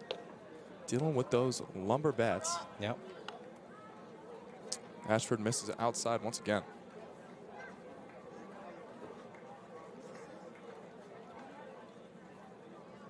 Thompson awaits the 2-0. Patient again as that one sails outside. It'll be a 3-0 count now to the most dangerous bat in this Keene SwampBats lineup through these first 3 games. There's no reason for Thompson to offer at this next pitch. Unless he hits it out. But you have the red light at that point. There's nobody on. You don't need to ground into a weak ground out and give the Vineyard a free out. 3-1 is fouled back, so a little late on the hands on the fastball. Ashford able to work his way from a 3-0 disadvantage to a full count. First batter he faces here in the bottom of the 4th in Keene, New Hampshire. Liam Stevens on the play-by-play with my partner Andrew Hilsman to my left. Both teams purple tonight, as they are pretty much every night. Yeah. Keene's away uniforms are black with purple lettering, but they still have the white pants. What are Martha's Vineyard's home suits look like? Mostly white, a couple stripes, black. Pinstripes? No, just Oh. horizontal stripes actually in the lower part of their jersey. The 3-2 pitch misses on that lower outside corner. It's a great take. I don't know how you take that if you're Thompson with 3-2 on you. Patience pays off. Yeah, it does. Another leadoff batter here for the Keene SwampBats, top of the 4th. Brings up Nick Romano, the man occupying that hot corner for the SwampBats. This Saturday evening, down in that number 21, flew out to right in his first at-bat. Romano, a sharp liner to right. Great bat speed on that one. Ashford misses outside again. Ball goes away. That in the second. Ashford's miss this inning has been outside to both of these righties. So when he brings it back in, then it brings it right into that wheelhouse of the barrel, especially with a guy with some power like Romano. Got to be careful. Here's the 1-0. That one in there for strike 1. And now he's seen it, so there's now the mind game and the trickery really gets going. Both teams struggling to plate a runner despite them being very close. 1-1 is hit hard to center field. That one's going to drop down in front of Jackson Miller for a base hit. Thompson advances safely to second. 2 men on, no outs here for the Keene SwampBats and some momentum on the home side. That's Romano's 3rd hit of the year. He's tied for the lead in RBIs. He's got 4. Tied, I bet you can guess, with Zach Thompson. It's not a hard guess.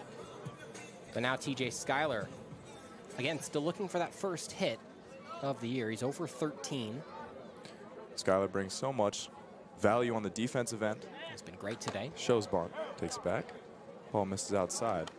trying to even the score a little bit on the offensive side. He's got a great opportunity here with no outs and a runner in scoring position for the SwampBats. Skyler hit 250 at Indiana this past year. Played 36 games, 88 at bats, and 17 RBIs, 2 homers.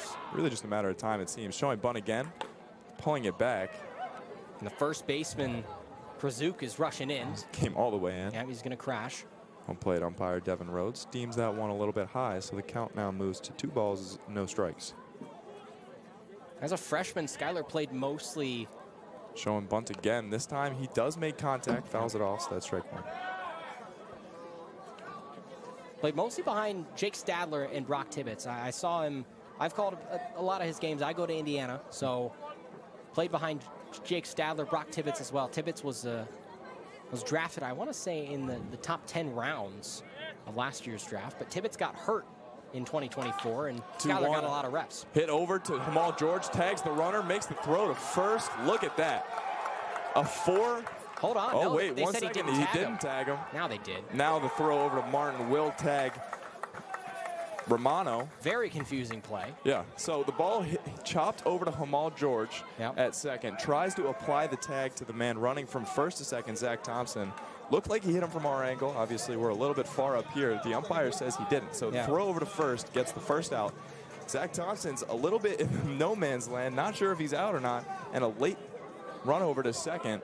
Not in time after Braden Martin gets the ball. So a double play there for the Sharks. Yeah, it's a replay. I guess he 4-3-6. Yeah, I think so. Something you don't see every day, folks. It's the beauty of the New England League. Yeah. Odd play, but Thompson moves over to third. So something through the gap from Manolfi would bring in a run.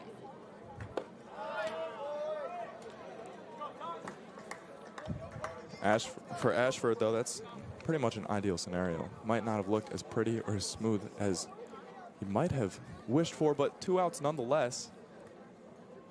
Gonna need to go without allowing a base hit here to continue the scoreless streak in this contest between the 2 teams down in purple. So 4-3 ground out for Skyler, and then 3-6 put out for Romano. So not a double play, but essentially a double play. 2 balls, 1 strike now to Manolfi. That one is flied into right field. Moving over is Dominic Moats, settles under and makes the catch. Still none across here at Keene, despite the first 2 runners reaching.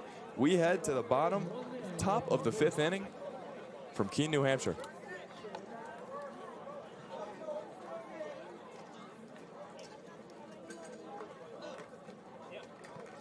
Okay, guys, you asked for it, and Dizzy Bat is back.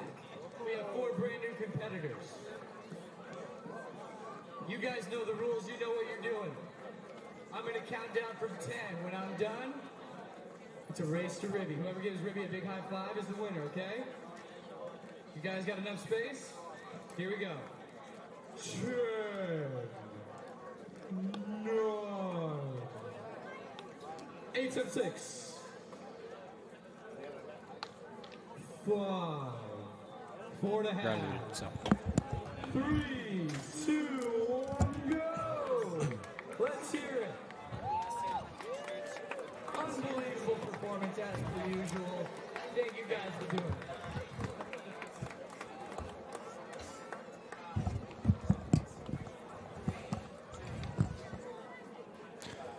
Skip Shinosky still on the bump for the Keene SwampBats, and no runs across through this game somehow. Yeah, Andrew. I don't know how. We've seen 2 or 3 instances with bags loaded, and still we've avoided to score a run.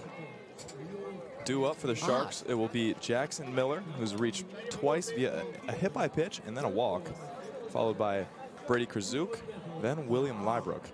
Definitely been some wackiness in this game, there's no doubt. Part of the order for the Sharks, trying to bring that long desired first run across. First base coach looks like for the Sharks is going to be Max Coffer, the only Shark to go deep so far this year. They not usually have a first base coach? They usually do. Ready? Pitching coach. I'm not sure if he missed the bus or what, but usually maybe he's warming. Maybe he's talking to somebody in the bullpen. Looks like. I'm not sure he made the trip. Huh. We'll see though. I mean, Shinosky's first pitch misses high. to Jackson Miller. Sharks have showed great plate discipline early in this season. Miller's been a catalyst of that. 3 hit by pitches now. Scored 4 runs. Called a ball. No, he called it a strike. Oh, I saw the hand go. So 1-1 the count. I think, maybe not. I thought I saw his hand move. There's a strike. Is it not 1-2? Let's see what the umpire says. I guess it's 2-1. He said no or something. It is 1-2. That one is lined down the left foul pole line, about 15 feet foul. Good contact that time from Jackson Miller, and the count is indeed 1-2. Still 1-2, yeah. It was the second pitch was a strike, but I guess it might have just been a delayed reaction of the scoreboard operator too quick. So yeah, it is 1-2. Here is that pitch now to Miller, misses low in the dirt and off speed. Breaking ball moved away. But you can still go to that changeup that moves towards a right-handed batter and can jam you on the hands if you get too close to it. 2-2. High and inside. Jackson Miller turns the shoulder, selling how inside it was, and now the count moves to 3-2.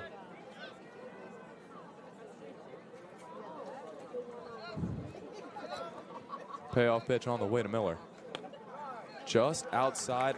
Can you talk about plate discipline? Jackson Miller leading the charge. 2 walks and a hit by pitch now for the Martha's Vineyard Sharks. Yeah, that's a really tough pitch to take with 2 strikes, but an admirable one. Now he's aboard with all he needs. Doesn't matter how he gets on base. It's one of those where you look at Miller coming into the game, an OBP of 667. That's going to rise. So 2 stolen bags as well. And for a guy who doesn't have college experience, he took 5 at-bats for Ole Miss this year. Really impressing so far. Obviously, here with the Martha's Vineyard Sharks. To go to Ole Miss, very talented player in high school, but in college it is a different game. Krzyzuk, the slugger, fouls off the second pitch. Now falls behind. Yeah, Jackson Miller out of high school, highly touted prospect, as you touched on. Hit .475 his senior season, leading his team to a state championship. Yeah, that'll play. Not too shabby. It's all right. Better than what you and I did. Krzyzuk now down 0-2. Watches that one squabble past Skyler, and so it'll be a free advance for Miller. Now a runner in scoring position with no outs for the Vineyard. But we've seen this one before. We have. Miraculously, both of these teams have been able to wiggle their way out of it. I assume that'll go as a pass ball, but I've never been very good at assuming. 1-2 now to Krzyzuk is popped up. Shallow center field. It's going to be the second baseman, Ty Manalfi. Settles under it easily and records the first out. Now 1 out and still the runner on second. For the Vineyard, the righty William Liebrook takes the plate, trying to bring home the first run of this ballgame, which has seemed like such a difficult task for both teams. Do you know why it's called Martha's Vineyard? Do you know? I do. It's a long story, so okay. Not sure I have time for this on the It's broadcast. baseball. Back in the day, British coloners came over. One of the people who discovered all of those islands in the southern coast of Massachusetts named them as he pleased. His daughter was named Martha. There you go. Has been Martha's Vineyard ever since, I guess. Martha's Vineyard ever since. Huh. The more you know. Liebrook awaits the 1-0. Ball in the dirt, make it 2 balls, no strikes. It's that changeup just not located where Shinosky wants it to be. It's moving how he wants it. It's just a little short. Short and outside. See if Liebrook can pounce on this hitter's count pitch. It's a good fastball. Get him over. That's what he wanted. Absolutely. Gets the first strike. Puts a little more pressure on the batter now. Righty on righty matchup. The 2-1. Just high. That's close. That was real close. What are you seeing from these Martha's Vineyard Sharks on the plate discipline? I haven't seen this type of patience at the plate. Really good. I've been Especially impressed. in summer ball? Yeah, deep into counts. You know, it's early in the year, so. Yeah, they remain committed to it. Yeah. There's the 3-1. Gets past the pitcher, it'll be a walk. Miller goes to third. He's looking at home. He doesn't know where it is. Miller about 1/3 of the way down the line will retreat back. Runners on the corners for the Martha's Vineyard Sharks after a couple passed balls. Not sure if that one's a pass ball or a wild pitch. That's a wild pitch. Wild pitch. A pass ball and a wild pitch makes it so that Miller is now on third after leading off with a full count walk. It brings up the power bat Blake Binderup. We touched on his struggled with the strikeout bug, but when he makes contact, it goes a long ways. Let's see if he can break this scoreless run. There's going to be a meeting on the mound. Yes, they're going to actually, I think Sean McKenna is going to make the call to the bullpen, and this will be the end of the day for Skip Shinosky. We'll be right back after the pitching change with information on the new arm on the bump for the Keene SwampBats. Runners on the corners for the Sharks, threatening to break this goose egg affair.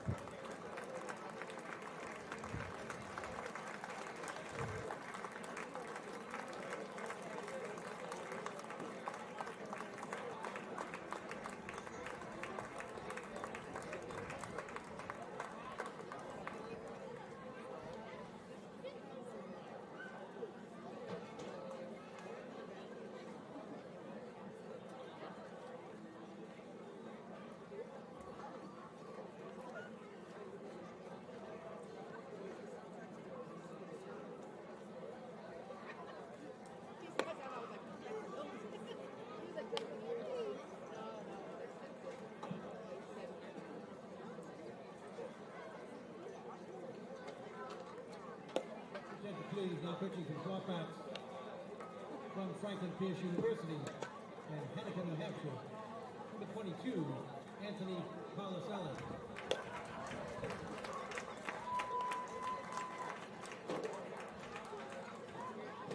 We're back here at Alumni Field in Keene, New Hampshire. New pitcher warming up for the SwampBats, Anthony Palaselli. Lefty out of Franklin Pierce. Yeah, stands 5'11", 190 pounds. A rising sophomore, I believe. 7.31 ERA at Franklin Pierce this last year. Played in 15 games, started 2. And hails from Henniker, New Hampshire. So a New Hampshire guy. Hometown hero, a little bit. Yeah, well, say so. There is a hometown hero. There's a guy from, there's a player, Ben Dean, a right-hander, reliever from plays at Dayton, but he is right just from Keene or right down below Keene. So Swansea is the name of the town, just south of Keene by a couple of minutes. The name was escaping me. Always difficult. Yeah, names are tough. Especially these New England names. All of the Native American heritage. Oh, yeah. So another reliever asked to fill a big task for their team.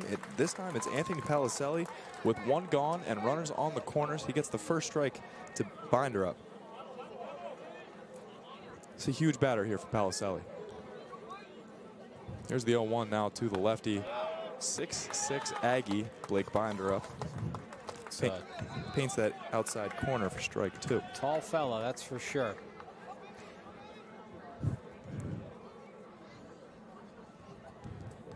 Lefty on righty matchup.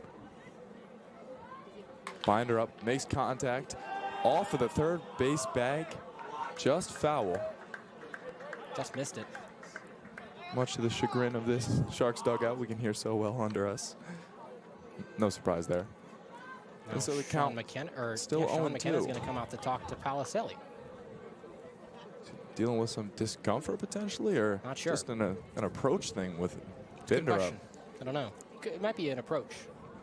We'll see. Obviously a big spot. Neither team able to bring across this long-awaited run. Yep. Plate umpire Devin Rhodes heads out there, tell the fellas to break it up. It does appear to be an injury concern for Anthony Palaselli, potentially something in his back. He's going to get a couple of warm-up pitches just to get him ready, which is under the close eye of the SwampBats coach. Yeah. Looks solid on that first attempt. So the story of the game for both teams, stranding runners. The Sharks have stranded 8 so far through 4 innings. Palicelli says he's good. So good news for the SwampBats. SwampBats stranded 7. 15 stranded. Yeah. Through 4 innings. Pretty crazy. Let's see if Binderup can be the man to break this curse. Palicelli readies. Now the delivery. Got him, swung right on through. What a big-time strikeout from Palicelli after the slight intermission. That's 2 outs. Huge out. Massive. So it brings up Dominic Moats, who's reached his first at-bat on a fielder's choice. Got it right past him. Walked his last time, was caught stealing though. Palicelli, see if trying to utilize that heater once again, misses low. With Moats, who's reached both times, but is 0 for 1. Got caught stealing in the 4th off of a great throw, a laser from Skyler. 1-0 now. Moats takes a hack and misses. 1 ball, 1 strike, 2 outs. William Lybrook on first. Jackson Miller on third. Dominic Moats, the righty batter, awaits the 1-1 pitch and misses high. Oftentimes the guys will chase that high fastball. It looks pretty good out of the hand and just gets on you quicker than you think it would. 2 balls, 1 strike. That one fouled off. Huge if the Bats can get out of this one and keep the score the same. Palicelli would have done an absolutely fantastic job coming in with 1 gone and men on the corners. Struck out the first batter, Blake Binderup.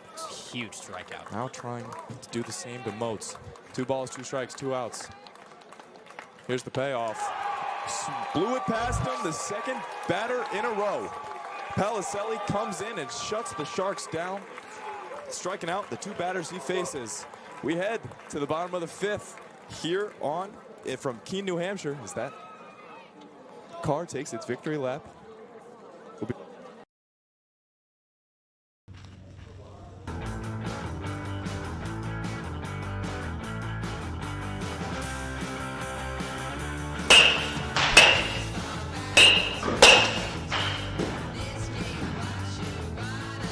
What makes a great team hat? It starts with a Z. For decades, Zephyr has been making the most iconic headwear in the game, trusted by teams, colleges, and pros. We cut out the middlemen and work directly with our manufacturers, so you get top quality, fast turnaround, and prices that make sense. From bold designs to unbeatable fit, Zephyr hats are built to match the quality of your team, right down to the last stitch. Zephyr Team Headwear, born from experience, built for teams that stand out.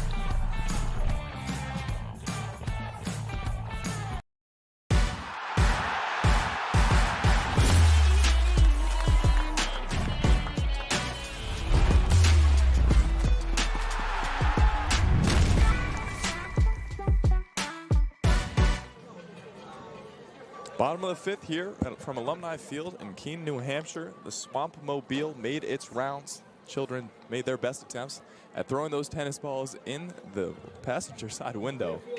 Not sure if any went in.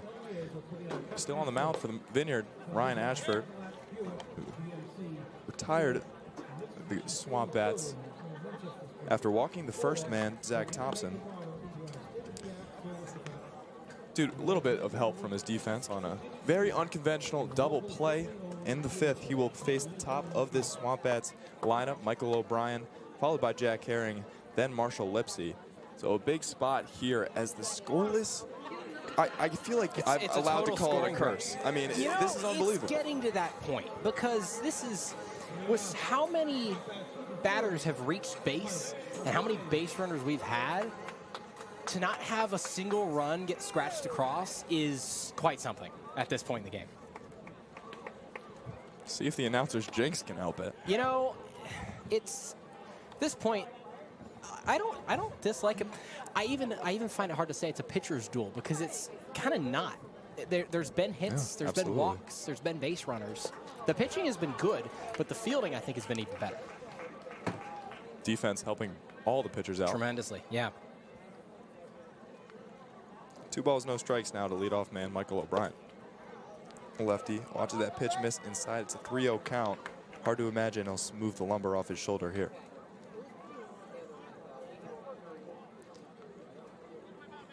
It'll be a tough take, but I don't think he's going to swing here for sure. Ashford's 3-0. It's a good pitch. Finds the strike zone. You know you're going to throw a fastball there. There's no point in trying to induce soft contact. Just throw a fastball, get it over, and get it done. Now a hitter's count, though, for the leadoff man. He swings right through that one. And so Ashford works his way back from a 3-ball, no-strike count now to a full one. We've seen this a couple of times from a couple of guys today. Payoff pitch. Beamed him on the hamstring. That's got to hurt and probably leave a mark. But for now, O'Brien takes his free base. Once again, leadoff man reaches. Yes. We'll see if once again. By hook or by crook, you're getting on. Like that's what's happening. Counting up my hit by pitches here.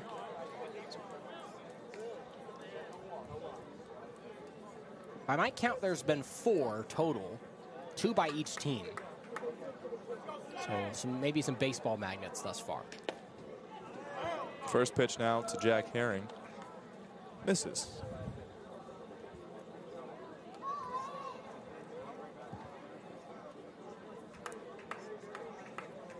Ashford staring directly at Michael O'Brien at first. The lefty now delivers the pitch home, low of the strike zone, make it 2 balls, no strikes.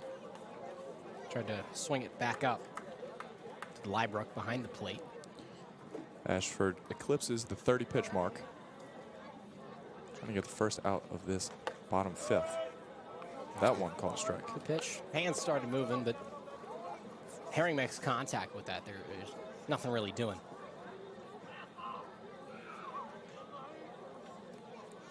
Two balls, 1 strike. Delivery home. Heater finds the lower part of that strike zone. Great placement. We've seen 2 of them in a row now from Ashford, and the count evens at 2 balls and 2 strikes.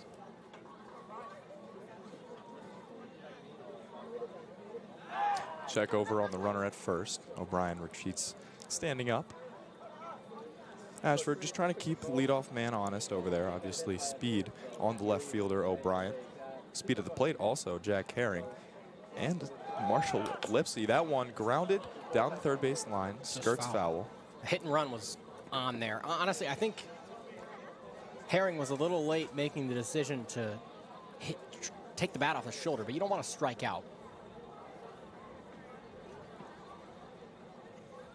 All 3 outfielders, the 1, 2, 3 batters in this SwampBats lineup. Yep. Jack Herring, the right fielder, now at the plate trying to get some more movement on these base paths. Watches ball 3, missed low and outside. Another full count here for Ryan Ashford in the 5th. Crowd growing slightly anxious here. Trying to see somebody played it. There goes the runner. Another hit and run sign fouled off. Yep. Really, both teams trying everything. We saw TJ Schuyler go for opt for a bunt with no outs and runners on first and second. Yep. Situational baseball. He didn't get one down, but the attempt really shows the effort from these coaches, the strategy into trying to break this curse. Another one fouled off, as you just touched on. This at bat is getting lengthy. Yep.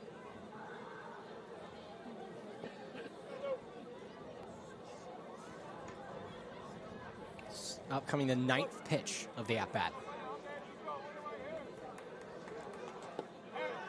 That ball misses well low of the strike zone. It's the 2nd straight walk, full count walk.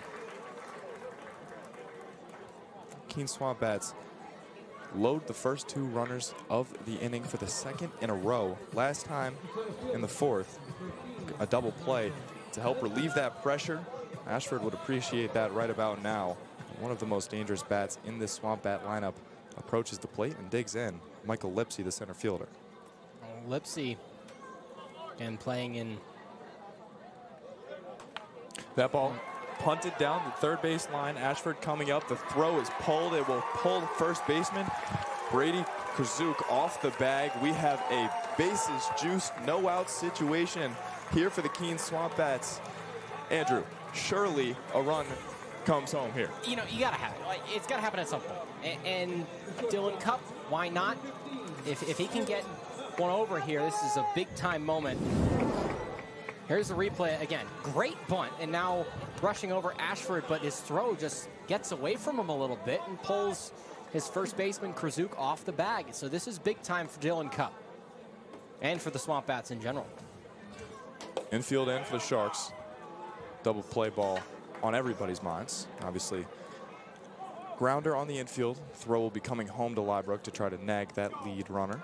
They'll call an error on the throw from Ashford, so E1. That ball hit over to Braden Martin. It catches off the top of his glove, the heel, overcommitting as the runner at second. So they will get an out on the play, but 2 runs across for the SwampBats. If I'm not mistaken, a little delay here on the scoring. I don't know what the confusion is here. A free base is awarded potentially now to Jack. I have zero clue what's going on. A lot of confusion going around here. Catcher William Liebrook raises his arms in confusion. Here comes. As of right now, I think I have no idea what happened here. We'll give you the update as soon as we get it or understand it.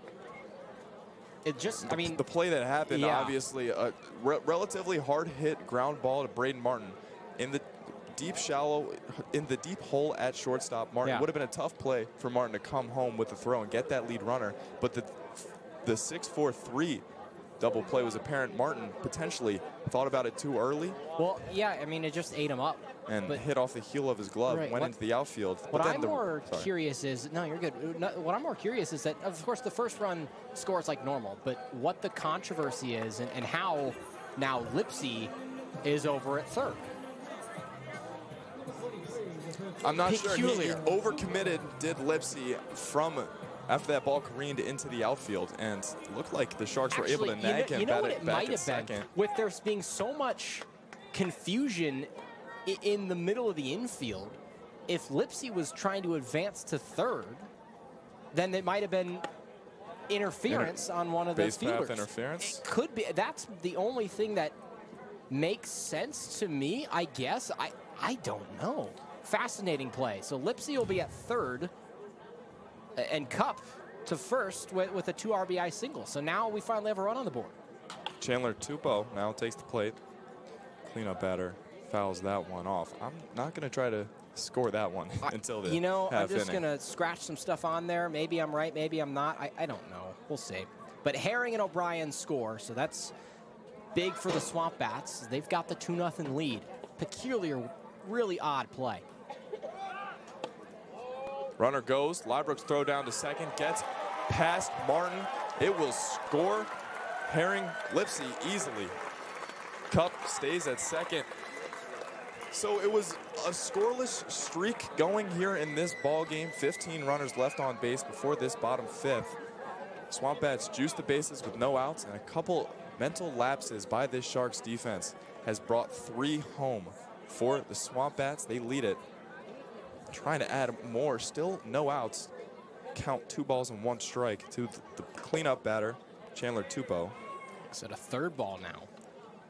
So this is going from bad to worse for Martha's Vineyard. It'll be interesting to see because Cupp had the stolen base, and then that one hit hard down the right field line. It's going to drop. Cupp thinking home. He's getting waved there. The relay throw won't go to home. It's 4-0 SwampBats, and the avalanche finally starting to fall for Keene. Still no outs here in the bottom of the 5th. So finally an answer on what happened on that last play. So Lipsy scored on the error by the catcher, Liebrook, but then the last 2, Cupp had the 2 RBI single, and Tupou, he's got some strength. Almost, he's 6'1", but he's got power. Absolutely mashed that baseball. 235, and he just ripped that one down the right field line. That'll be the end of the day for Ashford as well. Ashford heads to the dugout, shaking his head in disappointment. Couple words we can't say on the call. Maybe. Leaving his mouth. We will come back as soon as we have information on the new pitcher for the Martha's Vineyard Sharks.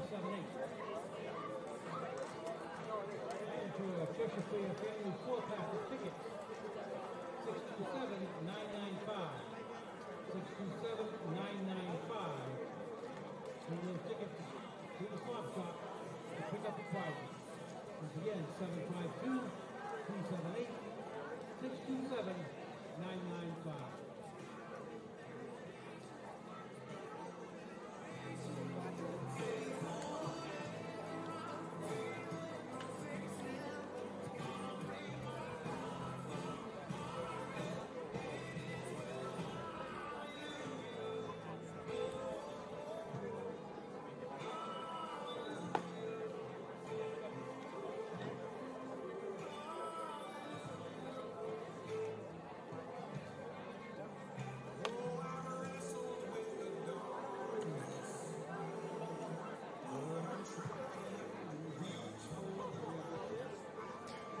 New pitcher on the bump for the Martha's Vineyard Sharks, now entering a 4-0 ball game, is the lefty Harvard player Luca Alagaband. Alagaband, originally from Toronto, Ontario. Not many Canadians you're going to get in the New England League. He's one of them. Yep. Comes in a tough spot. Still no outs here in an explosive, confusing, Just mesmerizing odd, really, bottom fifth you inning could describe so it a far. lot of ways. Yeah, very odd. There's no doubt. So the lefty Alagaband will come in facing Zach Thompson. As we've touched on already, 3 long balls for the designated hitter. Alagaband, a lefty. Harvard, a couple of Harvard guys on this team. The Crimson, I believe, is what they are. Pitcher catcher. Yeah. Connection here. Little Harvard battery here. Look at that. See if the Ivy League teammates can get out of this jam. Just 1 runner on, but the damage already done. 4 runs across for the SwampBats, and no outs here. This is the perfect scenario for Keene in this 5th. It's exactly what they wanted and needed.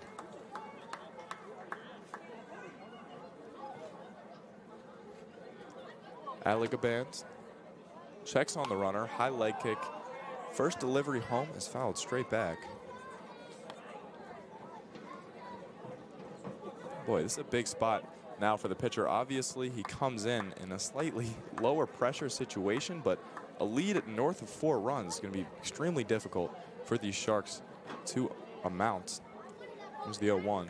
Swung right through, make it a quick 2-0. Big hack from Thompson.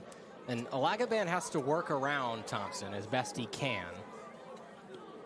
It's not an easy task.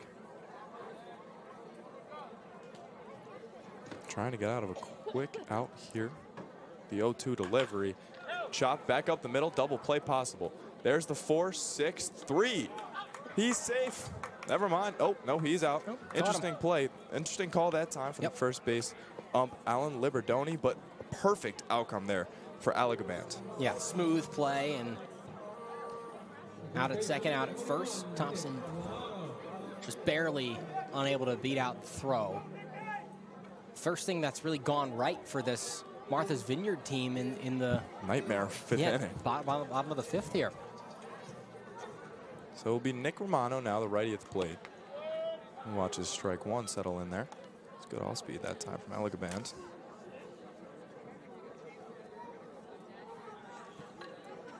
Canadian working quickly. Excuse me. Canadian pronunciation is not necessarily my forte just yet. It's a tough name. Alagaband. Oh, how many times am I going to botch it? Just tell me how to say it. Alagaband, I think. Alagaband. All right. That's my guess. I looked up the Harvard pronunciation guide, but that one swung on right through. Great pitch. A name's a name, but he is pitching pretty solid thus far. Absolutely. My apologies to his family. If they're offended.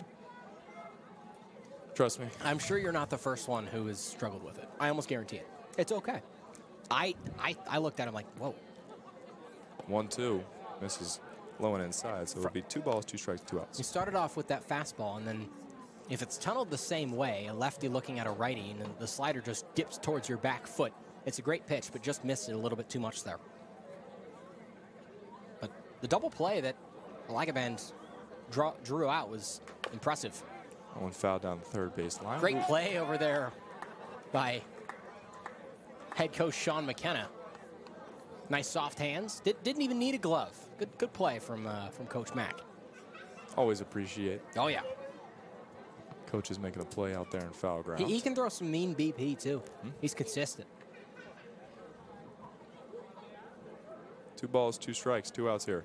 Bottom of the 5th, 4 already scored for the SwampBats. That one is skied to shallow right field. Moats coming in, calls off Jamal George, and makes the catch. So what a job by the pitcher, Alumni. We head now to the 6th inning, 4-0. The SwampBats lead. We'll be right back from Keene, New Hampshire.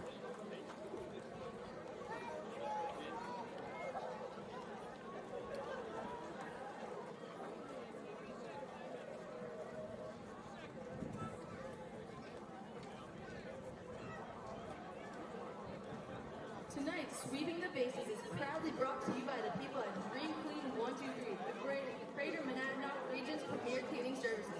Just like your house, a baseball field can always use a good cleaning. Let's hear it for Ribby and Brett as they make sure SwampBat baseball is always played on a clean field.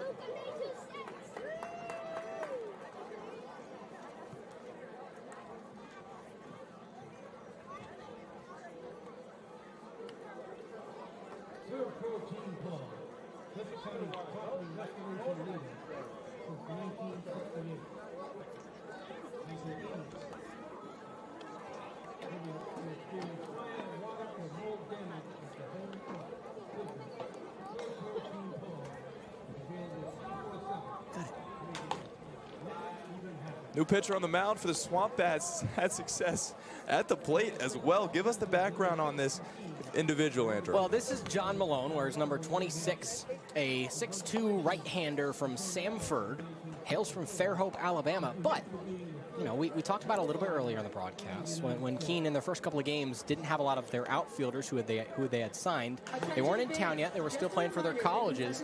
However, they needed a left fielder. So they did some pitcher batting practice, and John Malone, who hit in high school, he was a two-way guy in high school, as a lot of pitchers are, and he was a good hitter in high school. So they try him out in batting practice, and what do you know? He's got one of the highest bat speeds on not just on the pitching staff, but on the team. So they start him at Danbury, plays left field, plays pretty well, but doesn't jump off the page. Home opener against Upper Valley, he crushes a no-doubt home run that went 360-odd feet and 100 miles an hour off the bat. So he is one of 2 Keene SwampBats with a home run, and there's still only one position player who has a dinger for the Bats in 2025. Unbelievable. The things you get in summer baseball. Truly magnificent. It's just fun. And it's not even just summer baseball. I mean, the way that this game is evolving, you're seeing more two-way players than ever. Just a really exciting time to be a fan of the game. Yeah, but for a guy who hadn't hit since his junior year of high school, that's 2 years off of hitting in a live game, to crank a homer like he did and get it started for the SwampBats at home is pretty sweet. Malone trying to continue his dreamy summer start. With an appearance on the bump, he faces the 8-9-1 leadoff batter for the Sharks lineup. Harley Goodner sends that one up the middle, off the glove of the second baseman, Ty Manolfi, still trying to make the throw in time. Just late. Boy, I got to say, he made that one a lot closer than I would have expected. That was close. Good stride by Tupou at first, and just late on the throw. That was a deep throw. It was off the heel of his glove, bounced up. Manolfi made the athletic play to corral it and get it over there. Unfortunately, not in time. So, leadoff man aboard on the first pitch. Harley Goodner, potentially a little bit of the announcer's jinx on Malone. I apologize, but happens. Trying to make this game a close contest. The SwampBats blew it open in the bottom of that 5th, plating 4 before the first out was recorded. One of the weirder innings you'll ever see. Malone's first pitch now to Jamal George, the double leadoff man playing second base, misses outside. George got his first knock of the summer, his last at bat. Advanced to third, unable to score, obviously. Still a goose egg up there. The visitor side of the scoreboard. 2 balls, no strikes now. The Texas A&M Aggie, Hamal George. George started his career at Alabama State before transferring to Texas A&M. Lays off that one. It's called a strike. At Alabama State, his sophomore year, recorded a 310, 404, 523 slash line with 9 home runs, 10 doubles, scoring 44 times. So utility man, really a threat on the base pass and at the plate. Let's see if he can recreate some of that success here and help catalyze a Sharks rally. Watch that ball missed low. It's now a hitter's count. 3 balls, 1 strike. Sometimes it can be tough to respond after an inning like the Bats just had, but they got to do it if you're Martha's Vineyard right now. Got to find a way. No better time to strike than when the iron's hot. Yep. 3 ball, 1 strike pitch, fouled straight back. We have a full count. George listed as a switch hitter. We've only seen him hit from the right side of the batter's box so far this summer. Seems as if might have tweaked something in that lower left back. We'll keep monitoring that here. Hopefully he can persevere. He readies and now awaits the 3-2 pitch from John Malone. Harley Goodner, third baseman, on first. No out still. In this top 6. Pitch home. Hamal George did his best at pimping that walk. Flips the bat to the ground, takes off his batting apparel, and heads over to first base. Now the Sharks in a fantastic position. They load 2 before the top of the dangerous part of the lineup. Top 3 take the plate, as I mentioned already. These top 3 hitters, Martin, Dykstra, Miller, accounting for 9 of the Sharks' 13 runs so far on the season. They've been dangerous, and that's at this point in the game where, yes, it's a 4-run game, but you cannot get complacent if you're Keene. Absolutely not. Martin watches strike 1. He has no problem doing that. Might as well take first pitch. You don't need to be in a rush. There's still no outs. You're in the top of the 6th. Malone readies. Looking out of the stretch. Now the leg kick. Delivery home. Misses low. Evens the count of 1 apiece. Malone will get rid of that baseball. These players not dealing with too many challenges from the weather. Zephyr hats blocking out the fog. Zephyr's the official on-field cap of the NECBL, also known as the Z-Hat. Zephyr's the authentic college hat with over 800 colleges and channels that same energy and creativity into building custom hats for all types. For pro sports teams, clothing brands, and companies everywhere. Make sure you pick up your Sharks and SwampBats official on-field cap today. That ball misses out of the zone and make it 2 balls and 1 strike now to Braden Martin, the leadoff man. Some really well-designed baseball caps in this league. These 2 are great. Upper Valley has a nice one as well. Mystic. That one up the middle, double play possible. There's the flip to second in time. Gets Braden Martin with his speed at first. Boy, a momentum killer that time. But just, you know, you look at how smooth Dylan Cupp is over there at short. He came in after the first game. He was really smooth. That was unbelievably quick. Really nice. That transition, the footwork, all of it. Slides across second base and loads up for that throw. And now 2 away. Runner 90 feet away from scoring, but a fly ball does Martha's Vineyard no good. Dykstra trying to bring home the first run for these Sharks and attempting to respond to that ugly 4 spot. Allowed. Dykstra, hard hit ball in his second at bat off the wall.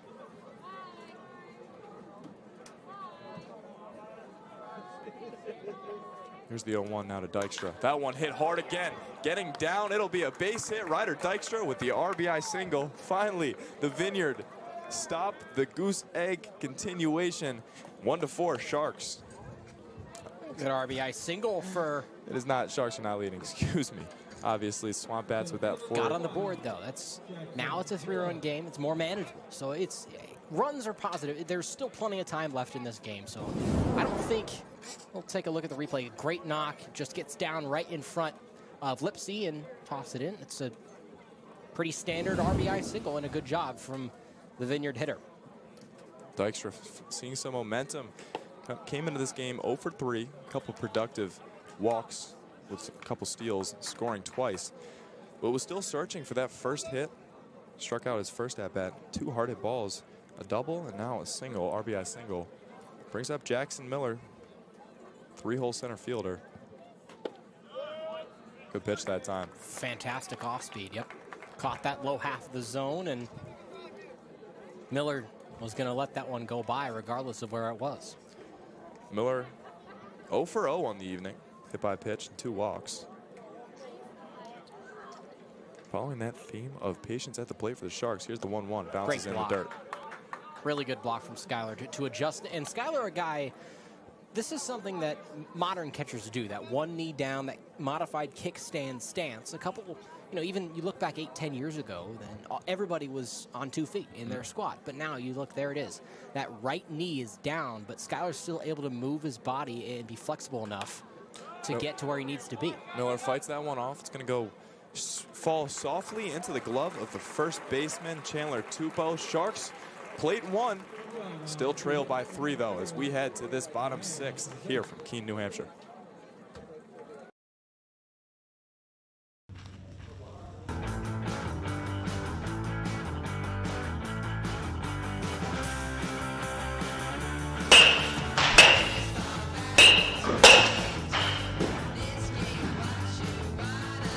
What makes a great team hat? It starts with a Z. For decades, Zephyr has been making the most iconic headwear in the game, trusted by teams, colleges, and pros. We cut out the middlemen and work directly with our manufacturers, so you get top quality, fast turnaround, and prices that make sense. From bold designs to unbeatable fit, Zephyr hats are built to match the quality of your team, right down to the last stitch. Zephyr Team Headwear, born from experience, built for teams that stand out.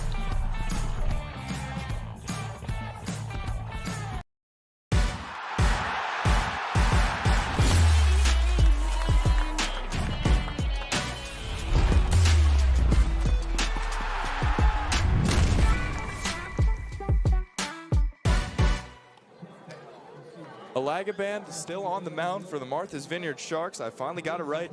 All apologies to everybody watching, taking offense. All good. No intention. From my position up here in the press box. Alagaband was efficient coming in. He was. Got Zach Thompson to ground into that double play. I think it's just the difference of, it's every pitcher that Martha's Vineyard has thrown today has been a left-hander. But Alagaband, see, it is tough. Alagaband's delivery is more straight up, and he comes more out to the side. Maybe these guys are trying to practice their delivery or just talk to Marcelo Mastriani over there. Look at Cello. He's down in that ice cream sandwich. He's enjoying that. I don't think he knows the camera's on him, but we know it. And Ben Rabatin's over there. He's selfishness, offering it to a teammate. Dude, I need one. I've had one of those. That looks like the cookie dough flavor, which is delicious. But Marcello Mastriani is digging in, and I cannot blame him at all. Digging in now for the SwampBats will be TJ Schuyler, the catcher. Many impressive plays at the plate so far already. We cut from this family-friendly environment, which occupies so many of these New England League ballparks. It's the why, you know, when you go to the ballpark every day, even if you're having a down day, when you see kids having fun, running around, and even parents enjoying it and seeing their kids happy, it makes you happy. That's the why. Schuyler sends that one over towards those children at the tarp. They're going to come in on it. Good Boy, play by the kid in the backwards SwampBats hat, and he's pumped up about He's ecstatic, and for good reason. Yeah. Good play from the youngster. Oh, yeah. And an 0-2 count now to Schuyler. Lefty pitcher, righty batter matchup. See if Schuyler can get his first knock of the season. Still searching. Ball misses outside. Alagaband still 2 balls to work with. See if he elects to do so on this next pitch.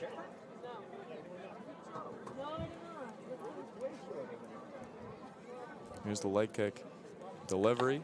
Straight heat right past Schuyler. Foul tip into the glove. Strike 3 either way.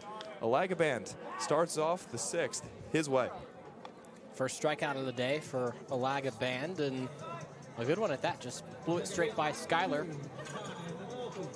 And this is only the 3rd strikeout of the day for the Keene hitters. So they've been good at the plate discipline-wise. That big 5th inning has made the difference thus far. First pitch now to the 9-hole hitter, second baseman, Ty Manalfi. He's got a good amount of putouts today and turned a sweet-looking double play with his middle infield partner, Dylan Cupp, excuse me. First pitch sails outside. That second one he couldn't hold up on. It'll be strike one. And count even at one apiece. With one out here in the bottom of the 6th inning, Sharks brought home 1 run thanks to a Ryder Dykstra hard hit single in the top of the inning. Still more work to do. Cut into this 3-run deficit. Here's the 1-1 delivery. Off speed. Settles in that strike zone very nicely. Alagaband impressing so far in this appearance for the Sharks. Got a double play in the first batter he faced. Then a flyout. Now in this inning, a strikeout. What will the verdict be on this at bat? That one misses outside. Tough take from Manalfi to let that one go. Plate discipline, very impressive from both of these squads, you got to say. It's difficult. I mean, these guys come to these teams chasing all of the success they can find, trying to impress whoever they can. Alagaband, his second straight K, 2 up, 2 down here on the bottom of the 6th. But I mean, these batters obviously chasing as many hits, as many knocks, as much success as they can, and the ability to lay off those pitches right outside of the zone, right on that border. Truly incredible, and that's exactly where much of the success comes from these offenses. The 2 strikeouts swinging here from Alagaband, and now takes on the top of this SwampBats order. It'll be Michael O'Brien, the left fielder. O'Brien started things off last inning with a walk, which catalyzed that 4-run rally. There's a walk from O'Brien, then a walk from Herring, then an error on the Lipsy grounder, followed by a single from Cupp, then a single from Tupou. That one hit hard into center fielder. Boy, that one was mashed. 2-out base runner here. Crushed just straight up the middle by O'Brien, and again, just gets on base. Makes it look easy. That's a well-hit ball.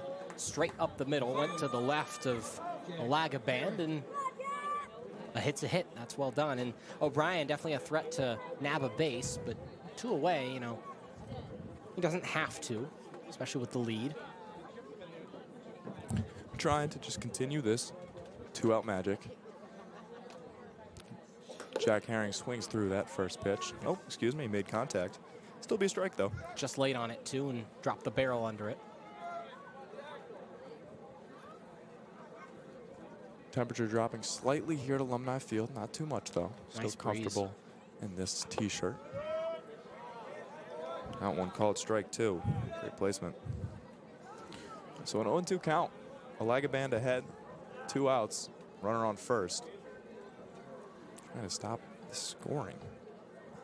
It really came down like an avalanche in that bottom 5th. That one is bounced, so it'll be the first ball of this at-bat. Nice block from Lybrook. And Lybrook at 6'4", a bigger catcher, but the mobility that he's got is impressive. Asked for a new baseball. Put his pitch comm unit back in his ear. Love to see athletes behind the dish. One of the most underrated positions in all of sports My is favorite catching. position. I love catchers. They're great, man. It's unbelievable. Yeah, it's fun.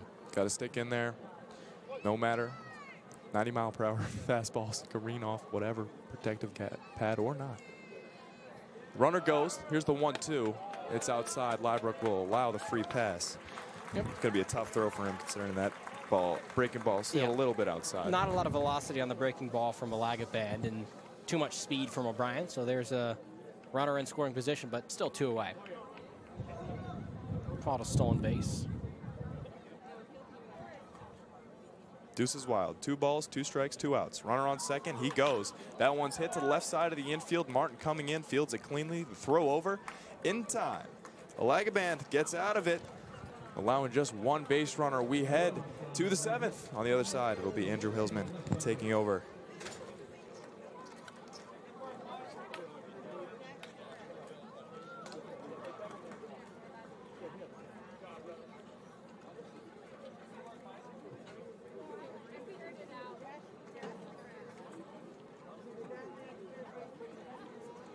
Live Better is the indoor comfort of Mitsubishi electric mini splits by Bergeron Mechanical Systems.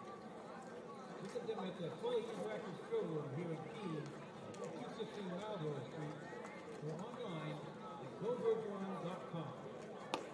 Tell them Remy sent you.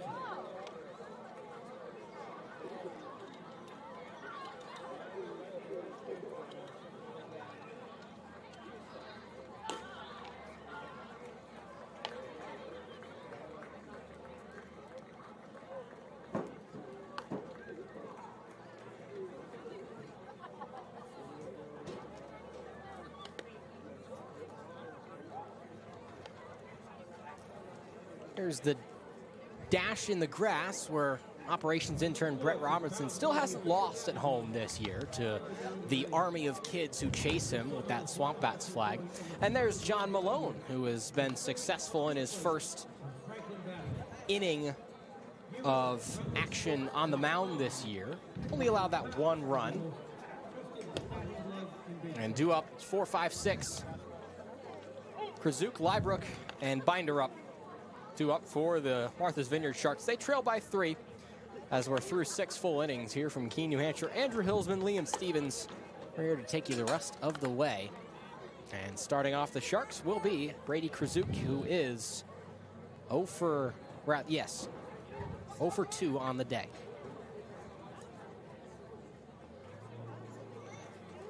And Krzyzuk, a lefty with some power. Central Michigan Chippewa, where he spent 2025.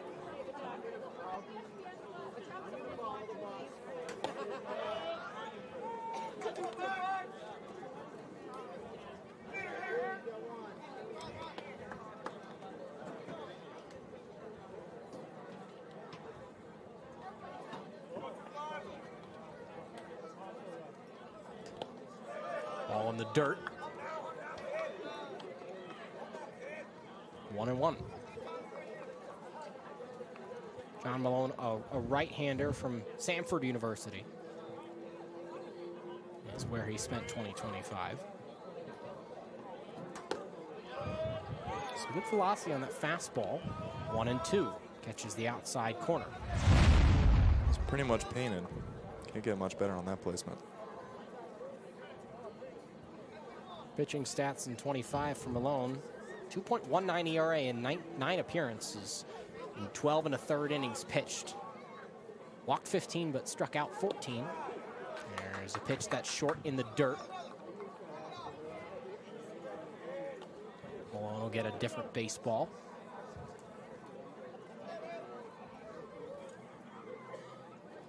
Only allowed 1 home run at Samford.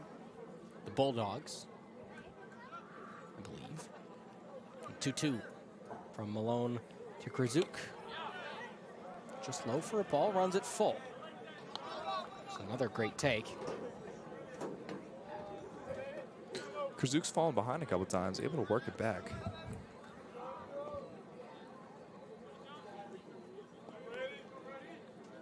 Here's the 3-2. Swing a liner back up the middle for a base hit. And a leadoff single in the top of the 7th for the Martha's Vineyard Sharks. That'll bring up Liebrook. No better way to start a rally than to get the first base runner on. No outs, that's what the SwampBats did in the 5th. Got 3 consecutive guys on with still 3 outs to work with in that inning and ended up being successful.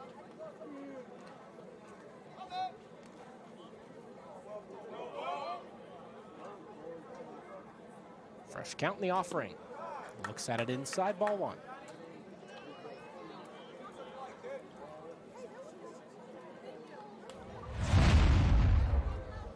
Liebrook, the Harvard product. He's from Atlanta originally, but getting his education at Harvard. 1-0, grounded to third, picked up Romano. Over to second for 1, to first, but the throw gets away from Tupou. And it'll bounce off the wood by the dugout. And a throwing error from Manolfi. Either that or a fielding error from Tupou allows the runner Liebrook to advance to second. But they Bats do get one on the 5-4 putout. So they do nag the lead runner, but Liebrecht ends up at second. So runner in scoring position. No better time for Blake Binder up to find some relief in the long ball than right now. Could be useful. Bring it to within one. And the big DH gallops into the box. Fresh count. Offering swing and a miss on a breaking ball. Way out ahead of it. Strike one.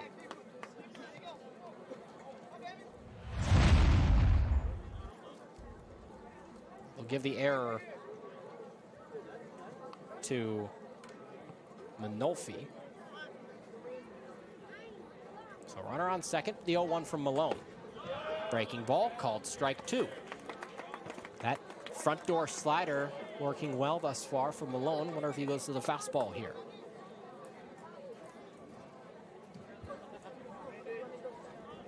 Moats on deck, who's 0 for 2 with a strikeout and a walk. 0-2. Swing and a miss, strike three. A great sequence of pitches, and Binder up goes down with a lot of fanfare. The first strikeout of the day for John Malone. Yeah, Malone just offering that high heat. We've seen it again and again. Runs it up. So now 2 away, 1 in scoring position, 180 feet away from the second run of the ball game. 0-0. Called strike one.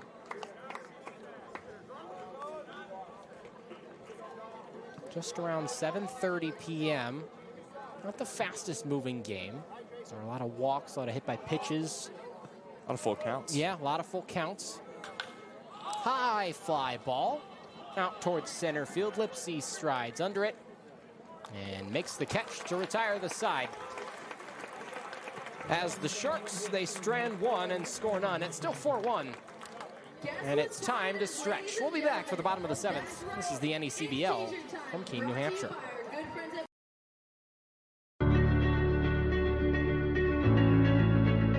Kiros drills it to right field, and it is gone!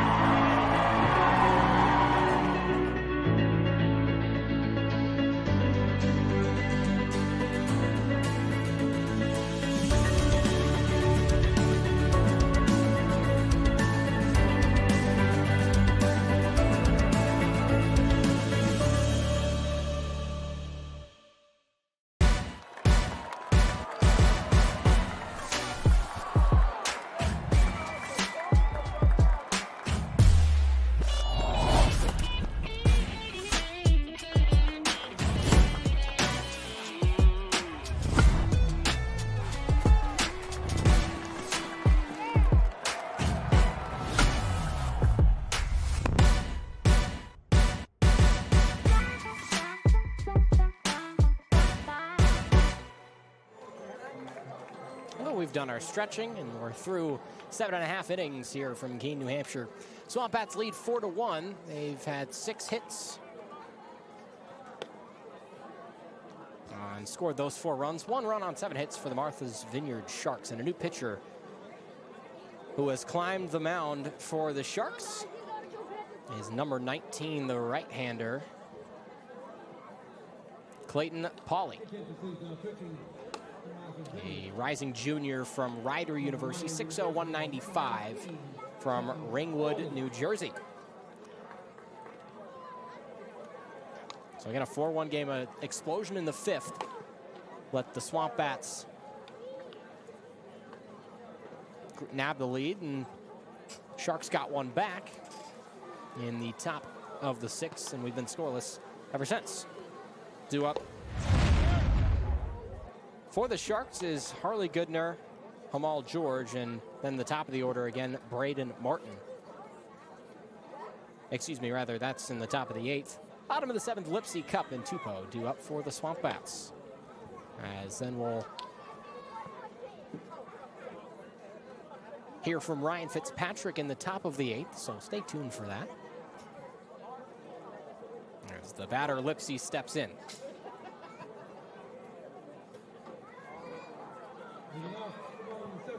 Lipsy on the day.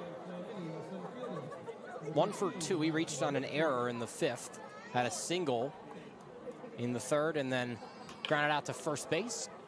Soft fly ball, right center field, rushing in on it, making the play is Moats. Hamal George almost ran right into him, but 1 pitch and 1 out here in the bottom of the 7th, and that brings up Dylan Cupp, who has 2 RBIs, the first 2 RBIs of the game for the SwampBats.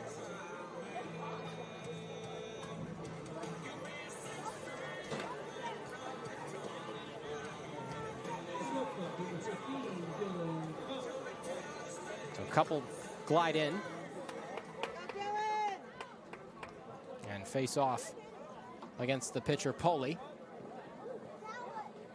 Winds and deals, looks at ball 1, in, low and inside. Clayton Poli as a sophomore in 2025.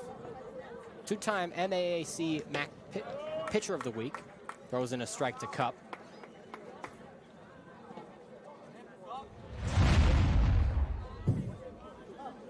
And 1-1 with 1 away. Grounder, sharp and foul over to Goodner. And we'll do it again, 1-2 to Cupp. Had Lipsy fly out to right field to start this 7th inning off. Again, the pitcher, rising senior for the Rider, or for Rider University, 4.78 ERA in 2024, 2025. Had a little bit of a down year. That one runs high and inside. A little bit of chin music for Cupp. 7.65 in 14 appearances is the ERA for Clayton Poli, Poli, in 50, almost 60 innings pitched. So large body of work. 2-2 to Cupp. Swing a chopper that gets through on the right side and now gets eaten. And a nice pick by Krzyzuk over there at first. Great range from George. Got through the infield and he ranged back into the outfield to nab it, and the grass helped him. So now 2 away in quick succession for the SwampBats. Yeah, what a fast transition from glove to hand there and throw. Defensive tools on display there for George. That's going to bring up Chandler Tupou, who had a single and an RBI in the 5th. His 4th RBI of the season, hit well out to deep right field, but it'll go foul, and all the kids will race after it. And a young fellow in a bright pink hat all the way out there at the fence in right field will pick it up and show it off to his buddies. You can bring a foul ball back to the concession stands for $1, but I don't think that's really a fair trade. I was going to ask about that because on the Vineyard, if you bring it back, how does it work there? Special promotion with Mad Martha's local ice cream. Get a free cup. See, that I would consider. But somebody told me, I don't know, that may not be true. 0-2 high fastball laid off by Tupou. Sure, those baseballs are much more valuable to these children than I think, $1 or... It's not just the ball, it's a memory. But a cup of ice cream, now you got to make some decisions if you're a kid. Waiting on the breaking ball and sending it right back up through the middle is Chandler Tupou for his 2nd consecutive single. 1 on with 2 away for the Bats. Quality piece of hitting that time from Tupou. Doesn't try to do too much. Gives what the pitcher takes what the pitcher gives him. No, he's got a great eye at the plate. Coming in this one, led the Bats in walks. You see drawn 2 walks. And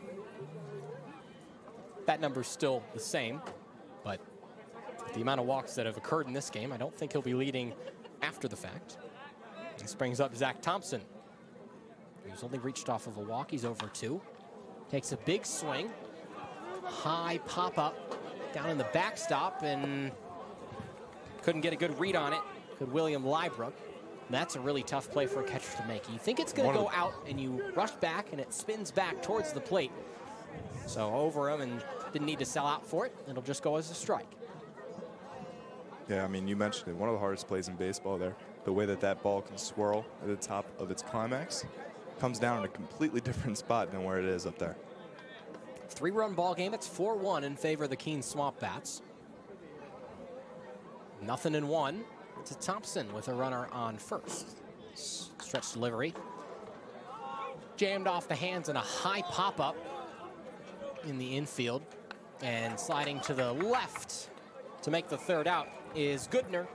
And the Bats strand 1, score none. We go to the top of the 8th. Martha's Vineyard trying to claw back in this one. They trail by 3 with 6 outs left to go. Interns will be coming around with some bags to help you out.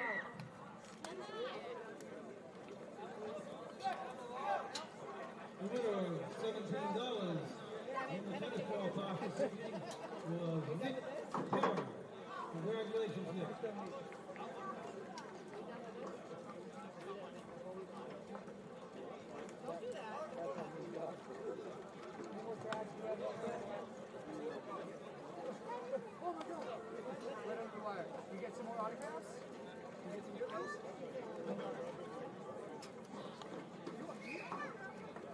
Zephyr is the official on-field cap of the NECBL. Also known as the Z-Hat, Zephyr is the authentic college hat with over 800 colleges and channels that same energy and creativity into building custom hats of all types for pro sports teams, clothing brands, and companies everywhere. To the top of the 8th we go. 4-1 the SwampBats lead. And for more on today's game, we'll send it down to our sideline reporter, Ryan Fitzpatrick. Ryan, what do you got for us? Well, what's really cool about the NECBL is the form of camaraderie on a team that meets instantly. The cool thing about the SwampBats is these players come from all around the country, and then game 1, they're going on the bus for one of the longest trips of the season. This team, you would have thought, has met for a long time. And they were playing games that you've never even heard of, and that camaraderie is huge. And it goes on for the rest of the NECBL. And they have to go into homes that they don't even know and host families. It's a very cool thing, Andrew, that these players get to do time in and time out during the summer ball. Thanks, Ryan. It's definitely something to think about. When these guys aren't from, some of them aren't even close to New England. Some of them are coming from across the country, hours and hours away, and it can be a jolt, I would imagine, when you come to a new place like this after finishing up your college season, and then you go right back into baseball. Completely new environment. Don't know a majority of your teammates. I mean, they're just in it to continue their baseball careers and pursue the craft that they dedicate so much to. Now, the bus rides help in the team building aspect. One of the popular, and I'm sure you've experienced as well, the game Mafia. Couple Mafia games so far. Yep, those always get going. The 1-0. Baltimore chopped to the third base side. Romano bare hand and leaves the throw short. Falls over in the process, but he looks like he's okay. Nice bare hand play, but I think he just lost his footing. So a single for Harley Goodner to lead off the top of the 8th for the Martha's Vineyard Sharks. Yeah, all his momentum and body weight is bringing him away from that throw. Incredibly difficult play to make, and he did the first part successfully. Yeah, the bare hand was really smooth, but just kind of got the center of gravity a little bit too far over the feet. That's a really tough play to make.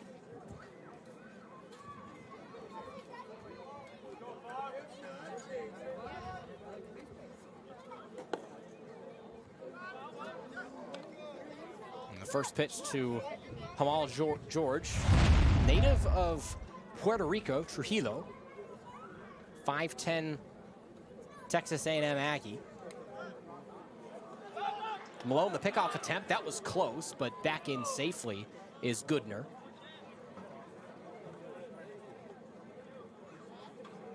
Hard to imagine Goodner would be going there. Slightly curious as to why it takes such a large lead, risk the back pick we've already seen work for the SwampBats today. Well, that lead that Miller took in the first. Here's a chopper to the third base side. Romano to second, but Manolfi drops the ball. And everybody's safe. Sometimes you need a little luck. That one looked like it had double play written all over it. Yeah, a good throw from Romano, but just Manolfi struggled with the transfer a little bit. So fielder's choice is how George reaches, and then Goodner over to second on the error by Manolfi.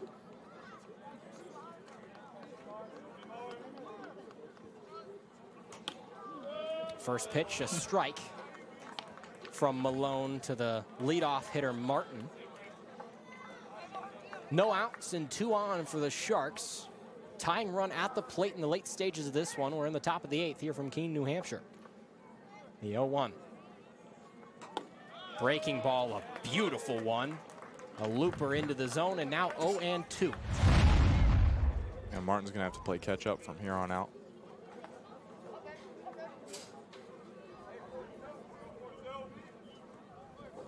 He's got some work to do. Malone, 0-2.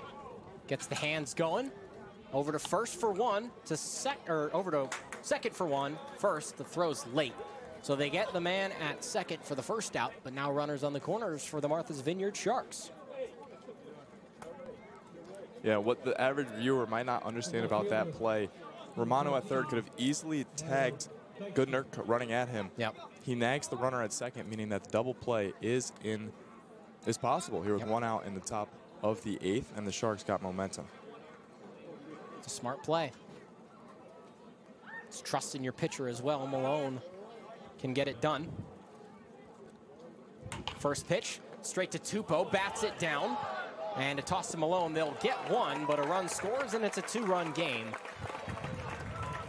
On the sacrifice ground out by Ryder Dykstra. Good things happen when you put the ball in play. Hard hit ground ball works for a second RBI of the night for Dykstra.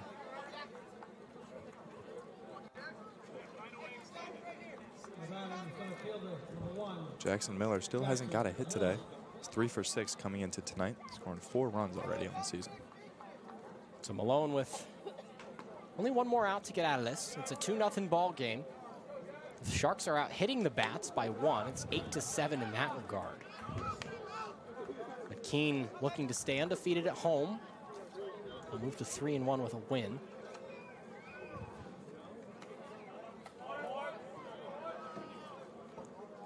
Here's the 1-0. Good block by Schuyler. Lost the ball a little bit. And then that means Martin advances to third.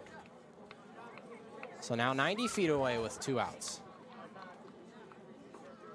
Martin is such a crucial part of this ball game right now. Sharks, the difference between a 2 and 1 run deficit, enormous right now. It's one of those where it's just the fine margins of baseball where a ground out gets Malone and the bats out of the inning, but needs something to come up. 2-0 with 2 away. A runner on third. Breaking ball low, 3-0. The walk isn't the worst thing in the world. You don't want to give him a super hittable pitch that he can put over the fence to tie the game. Miller, the center fielder. 3-0. And he takes high and outside for ball 4. 4-pitch walk as Miller's now on first. 3rd walk he's drawn today. He's 0 for 1 with 3 walks and a hit by pitch. Interesting day at the plate for him. Not that Miller won't take the walk, but he almost seemed frustrated that he hasn't really gotten anything valuable to hit. Trying to make a difference in this game. He's eager. Hopefully he can trust the man behind him, Brady Krzyzuk. And Sean McKenna is going to waltz out and have a mound visit. We'll see if there'll be a call to the bullpen, and it looks like there will be. On the other side of this break, there'll be a new pitcher. No, never mind. Never mind. Hold off on that as McKenna puts the stop sign up. And we'll talk with Malone. Some strategy here. Fresh count. The batter will be Brady Krzyzuk with his purple bat. Purple and black bat. It's a pretty cool looking piece of wood. Absolutely. Those dovetail bats engineered to fit the coloring of these teams. There will be a pitching change. Okay. So that'll be the end of John Malone's day. New pitcher will be Aiden Decker-Petty for the Hoosiers. And when we come back, it's the NECBL from Keene, New Hampshire.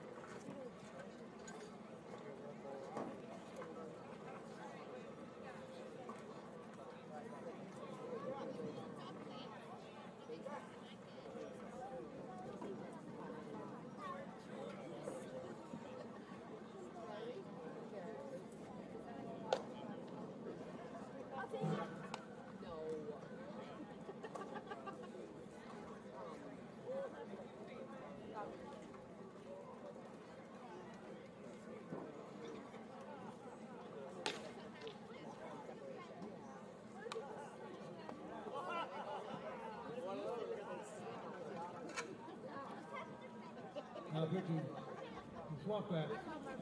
Well, Aiden Decker-Petty will climb the bump for the Keene SwampBats, and this is something that we've seen so far once this year in the opener at home against Upper Valley.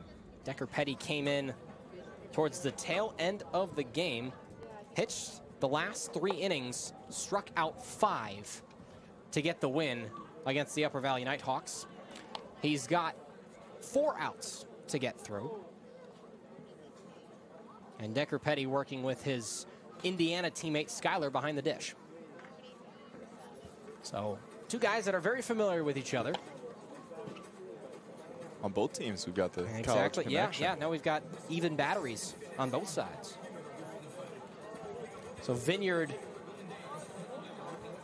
sort of clawing their way back into this one. Closer than what Keene would have liked after that 5th inning where they put up 4 runs and got the lead. Decker-Petty with work to do, and runners on the corners with 2 away. This is a big moment in this game, the biggest that we've seen. And Brady Krzyuk will be the hitter. Miller stands on first. Martin stands on third. And the first pitch is a strike from Decker-Petty.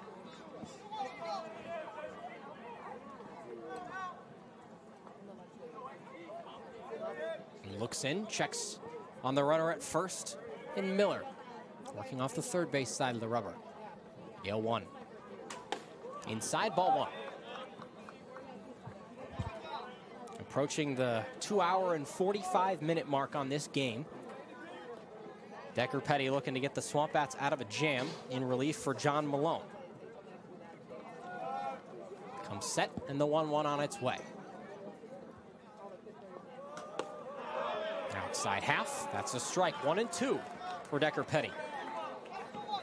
Situational hitting now arises for Krzyuk. 2 strikes, 2 outs. A high leverage guy thus far in 2025. Ball and 2 strikes in a 2-run game. The 1-2. Tie inside. 2 deuces wild on the scoreboard. A couple of errors for both teams in this game. Bats have the lead 4-2 on 7 hits. Martha's Vineyard with 8 hits and only 2 runs to show for it. 2 balls, 2 strikes, 2 outs. In the dirt, blocked by Skyler, and Martin will advance to second. This is fun. This is baseball. This is high leverage, and after that 5th inning, it seemed like Keene had all the momentum, and now it's kind of swung the other way. The 3-2 count from Decker-Petty. The payoff pitch. High outside, and that loads the bases. Martin on third, Miller on second, and Krzyuk, the runner, on first. And that brings up William Liebrook, the catcher, who is 1 for 3 on the day. A single in the second. A couple of fielders' choices and a walk in the 5th. Righty-righty matchup. Liebrook a tall guy. Decker-Petty even taller. 6'5" on the mound, 6'4" at the plate. First pitch a strike with the bags loaded. 2 away, 2-run game.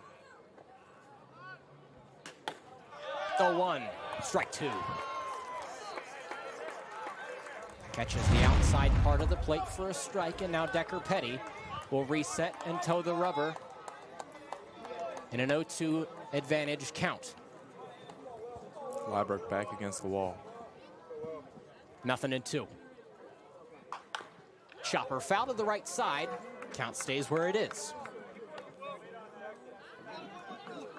Barely got the barrel to it, and it was late.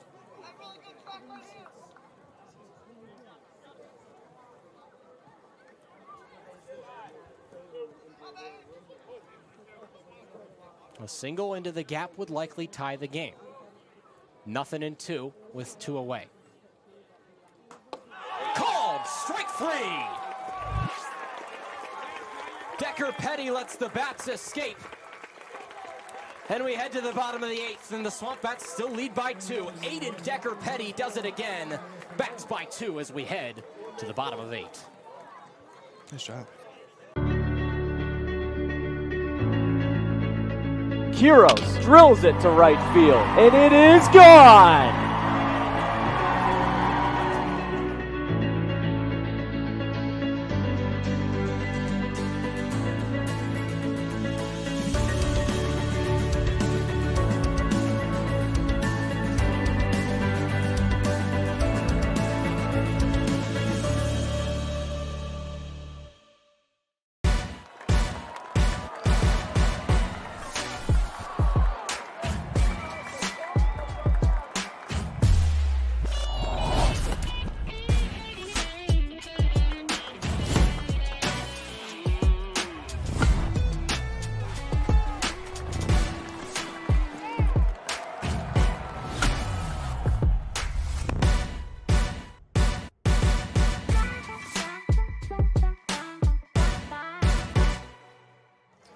Seven, 8, and 9 up to the plate for the SwampBats in the bottom of the 8th. Romano, Schuyler, and Manolfi. Andrew Hillsman here with Liam Stevens. If it goes the SwampBats' way, we've only got 1 full inning left to play. Martha's Vineyard needs an efficient inning to not let any across, but excellent pitching to get that needed out from Decker Petty in the bottom of the 7th. Or rather, excuse me, the top of the 8th. And here we are in the bottom of the same frame. Yeah, it really doesn't get more high leverage than that right there from Decker Petty. I mean, this ball game has had about everything in it. Many left on base. Finally, that avalanche comes through for the SwampBats. We find ourselves now in the late innings, the Sharks trailing by 2. SwampBats trying to put the nail in the coffin, maybe add some insurance runs in this bottom half. The bases loaded, looking strikeout from William Wybrook, and an excellent pitch sequence from Decker Petty.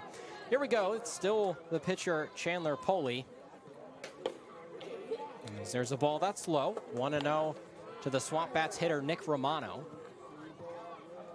who last year for the Bats was top 5 in batting average amongst qualified guys. Hit .280 for Keene, 24 RBIs, 3 home runs, struck out 26 times. One of the more consistent players for Keene last year, of which there were really many. Team that finished 26 and 18 last year. It's a 1-1. Swinging a high fly ball. Coming in on it is Moats, but Hamal George, excuse me, will make the play for out number 1. Short pop out there from Romano. It's a good pitch and good pitching from Poley. Clayton Poley, a rising junior from, a junior from Ryder. Hails from New Jersey originally. Swinging a drive, left field. This one will bounce, 1 hop off the wall. Rounding first, heading for second is Schuyler. And what a time for the Indiana man to get on the board for his first hit of 2025, and the dugout is loving it. Yeah, I mean, we were talking about him coming through. I mean, listen, this guy, TJ Schuyler, is a very talented player on both ends of the dish. He showed us the talent in the first couple innings. You're waiting on the bat to come through. It's just a matter of time. We knew it. It happens here tonight. That one was rocketed off the wall. And now the lefty Manolfi comes up, the 9-hole hitter with only 1 away. Double play out of the question, with the runner on second being TJ Schuyler. He pieced that one up in a 1 hop off the wall. Good pull hitter to the left center gap, and exactly what the SwampBats needed at that point. On deck is Michael O'Brien, and the 1-0 to Manolfi. Swinging a grounder, picked up by George. Throw to first in time for out number 2, but Schuyler advances to third. So 2 away, and that brings up the top of the order, with that being Michael O'Brien. The left fielder from Mississippi State played his college ball there for this past year. At this point, just keeping the inning alive is what Keene needs. The guess would be that Decker Petty goes back out for the 9th.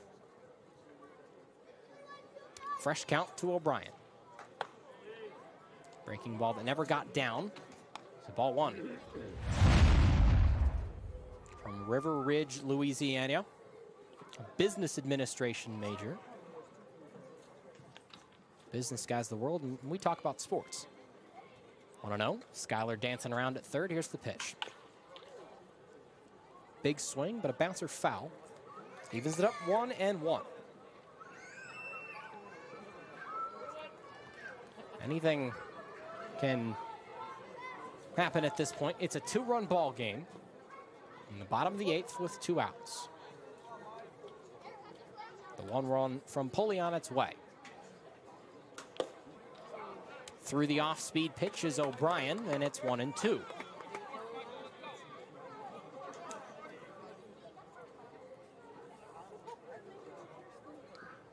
Ball, 2 strikes. There is Aiden Decker Petty looking on and taking a couple of breaths. The 1-2. Swinging a foul back. We'll do it again.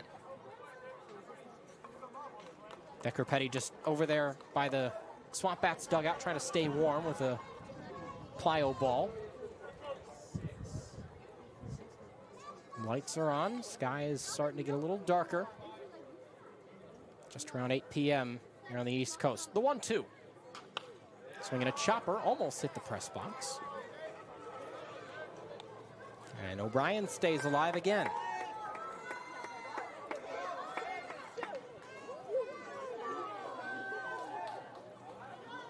Runner on third is TJ Schuyler, the catcher. All in 2 strikes again. Swing and a miss, and the tag is applied.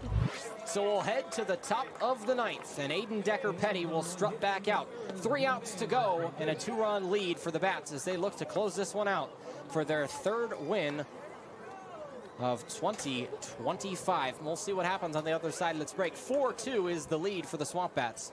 You're watching the NECBL from Keene, New Hampshire.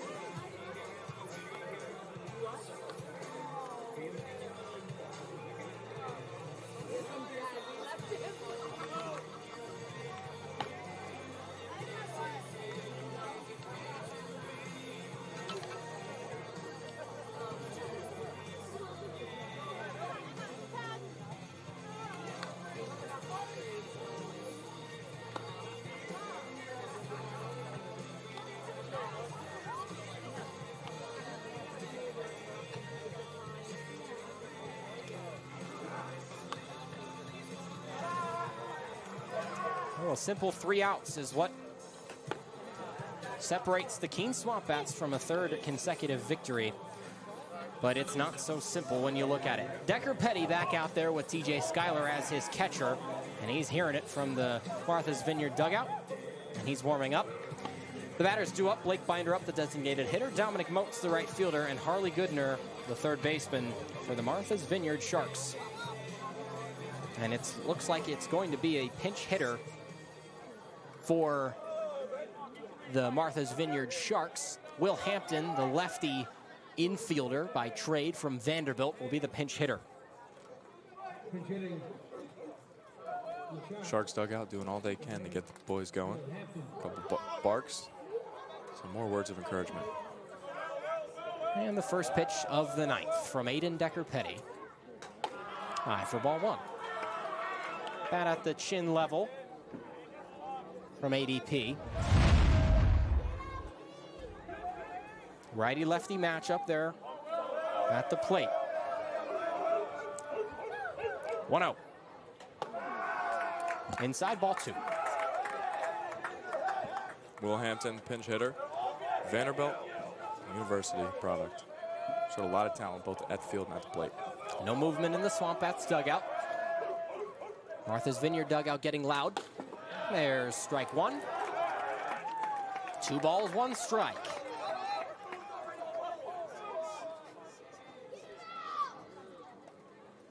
Decker Petty looks in, shakes off, and then nods. 2 balls, 1 strike. Swinging a fly ball. Rushing in on it. O'Brien dives. He sells out for it. He can't make the catch. Go. Hampton will stay at first, but it's a leadoff single in the top of the 9th for the Sharks. It's what you need to start a rally. Sharks do only trail it by 2. Dominic Moats, now the right fielder. It was a good effort from O'Brien, just couldn't reach it on the dive. Fresh count and none away. Decker Petty with a runner on first to deal with. That's there for a strike. Inside half of the plate, but called one nonetheless.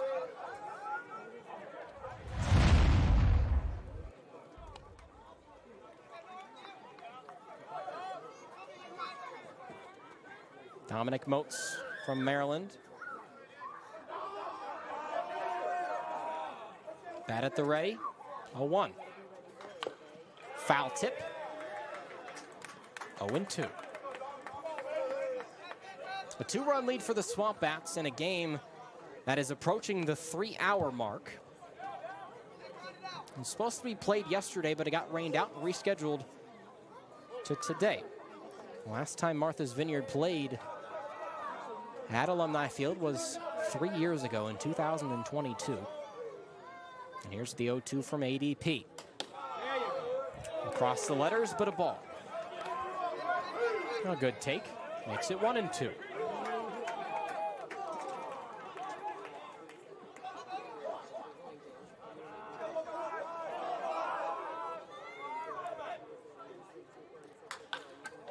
Swinging a fly ball towards foul territory. O'Brien makes the catch in the corner.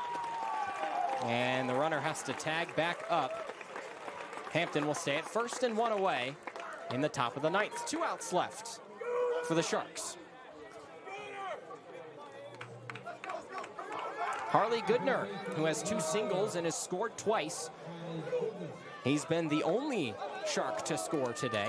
Scored both of the runs. He struck out in the 4th, singled in the 2nd, 5th, or 2nd, 6th, and 8th. So he's had a good day, 3 for 4. With 2 runs scored. Runner on first is Hampton. Swinging a grounder. Cup struggles with it. It gets by him. And everybody's going to be safe. It's not what you need if you're the SwampBats right there. Double play again, written all over that play. Couldn't even get into the glove of such a talented defender at short, Dylan Cup. So Hampton moves over to second. Double play still in the realm of possibility as now Hamal George steps into the batter's box, the righty, who is 1 for 2 on the day. 1 for 3, excuse me. Righty-righty matchup, right runners on second and first. Decker Petty the pitch. Strike 1. Intensity level definitely raised here. Vineyard dugout, relentless right now. They're loud below us. We can hear them. Decker Petty comes set quickly. The 0-1. High, that's ball 1. In a high leverage situation, about as high as you can get. The go-ahead run at the plate. Tying run at first for the Sharks. A ball and a strike from ADP. Strike 2. And a great pitch from Aiden Decker Petty. Catches the corner. And George calls time. Will collect himself. Take a breath. And step back in. Decker Petty looks in. Receives his sign. 1-2 with 1 away.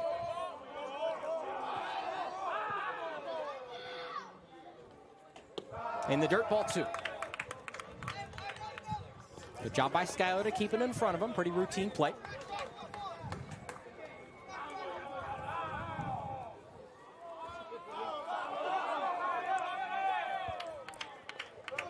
And the Shark from Puerto Rico looking to play the hero. 2 balls, 2 strikes, 1 out. Swing and a miss, strike 3. 1 more out for the SwampBats to remain undefeated at home, and Aiden Decker-Petty, his 2nd strikeout of the day. Boy, Decker-Petty, some serious velocity on that heater. He can let it rip when he needs to. And this brings up Braden Martin, another Maryland man who is 0 for 3 with 2 walks on the day. A righty-lefty matchup to maybe decide the game. First pitch. Off the outside edge, ball 1. It's all Big Ten between the pitcher, hitter, and catcher. 2 Indiana guys in the battery and a Maryland man at the plate. Again, the winning run, the go-ahead run represented by Braden Martin. Ball and no strikes. Inside, almost catches Martin. He dodges out of the way. 2-0. Martin, no stranger to late game heroics. May 3rd, launched a game-winning home run versus Penn State in that Big Ten. 2-0. Decker-Petty comes set again. Strike 1. A good fastball from Decker-Petty. Didn't look like Martin wanted to swing, so he let it fly by. Still in an advantage count. Decker-Petty approaching 30 pitches, and Decker-Petty steps off. TJ Schuyler is going to call a mound meeting. Discuss strategy, where this ball needs to go. Runners on first and second, so you've got a force out at any of the 3 bases in the field. What do you do here if you're Martin at the plate? You've got an advantage count, but you're your team's last chance. See if that urgency brings a level of desperation, or if Martin can stay level-headed here. Dykstra on deck has 2 RBIs on the day. Martin only 1 RBI on the young season. 4 for 8 with 3 runs coming into this game. And 2 balls and 1 strike from ADP. The delivery. High, no, they called that a strike. Devin Rhodes says that's a strike. High half of the plate. 2 balls, 2 strikes. Martha's Vineyard down to their final strike. Righty-lefty matchup. Decker-Petty comes set, and the claps begin around Alumni Field. The 2-2. Swing and a drive, and a snag by Romano, and the ball game is over. An excellent diving play by the third baseman, Nick Romano, and the SwampBats win 4-2 here at Alumni Field. They're 3-0 at home, and it's 3 in a row for the Keene SwampBats. What a game.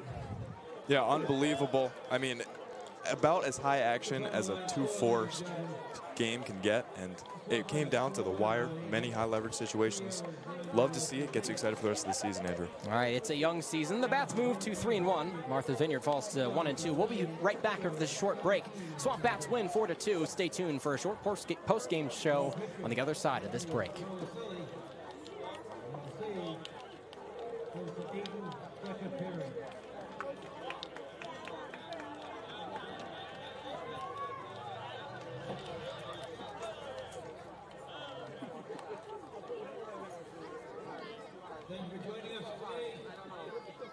I know, don't tell me, don't tell me.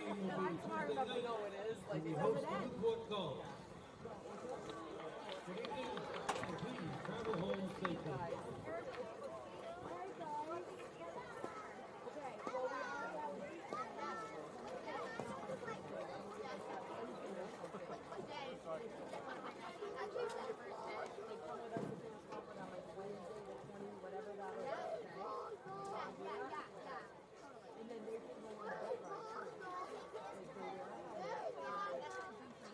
It was fun. A lot of fun.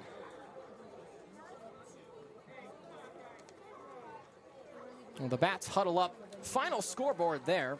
Nobody scored until that 5th inning when the Keene SwampBats broke it open. Keene scores 4 runs on 8 hits. They committed 3 errors. Martha's Vineyard, 2 runs on 9 hits. They committed 2. What a game it was, but for an out-of-town scoreboard update, we send it down to Ryan Fitzpatrick. Ryan? Thank you, Andrew. Well, over in the top of the 5th in Vermont, the Vermont Mountaineers trail the Sanford Maters 4-2. Over to North Adams, the Steeple Cats were taken down by the Danbury Westerners on the road 3-1. Over in Bristol, the Newport Gulls trail the Bristol Blues 5-3 over in the top of the 9th. In Mystic, the Mystic Sooners beating the North Shore Navigators 7-4. And for the Valley Blue Sox, they just escaped a narrow win 7-6 over the Ocean State Waves. Back to you, Andrew. All right, thanks so much, Ryan. Some great games around the NECBL. Lots of rain-out reschedules and still some games going on, but this was a thriller here from Alumni Field. The Sharks, they made it close. They clawed back, but Aiden Decker-Petty came in and slams the door. A good win for the Keene SwampBats. Yeah, Sharks did almost all they could. Drew a lot of walks, a lot of base runners. Just couldn't overcome the powerful arms this great Keene SwampBats team boasts. Really fun game. Gets you excited for the rest of this NECBL season. These teams won't meet again until July 26th on the island.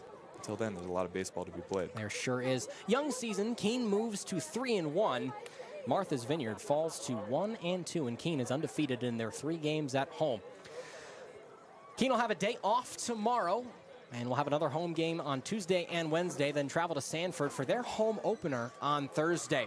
Well, for everybody involved in this broadcast, for my broadcast partner Liam Stevens, for our producer Mike Kelleher, our lead camera operator Ryan Goodwin, our sideline reporter Ryan Fitzpatrick, I'm Andrew Hillsman saying so long. SwampBats win 4-2 from Keene, New Hampshire at Alumni Field. Thanks for watching this presentation of ESPN. Copyright the New England Collegiate Baseball League. SwampBats win 4-2. Good night, everybody.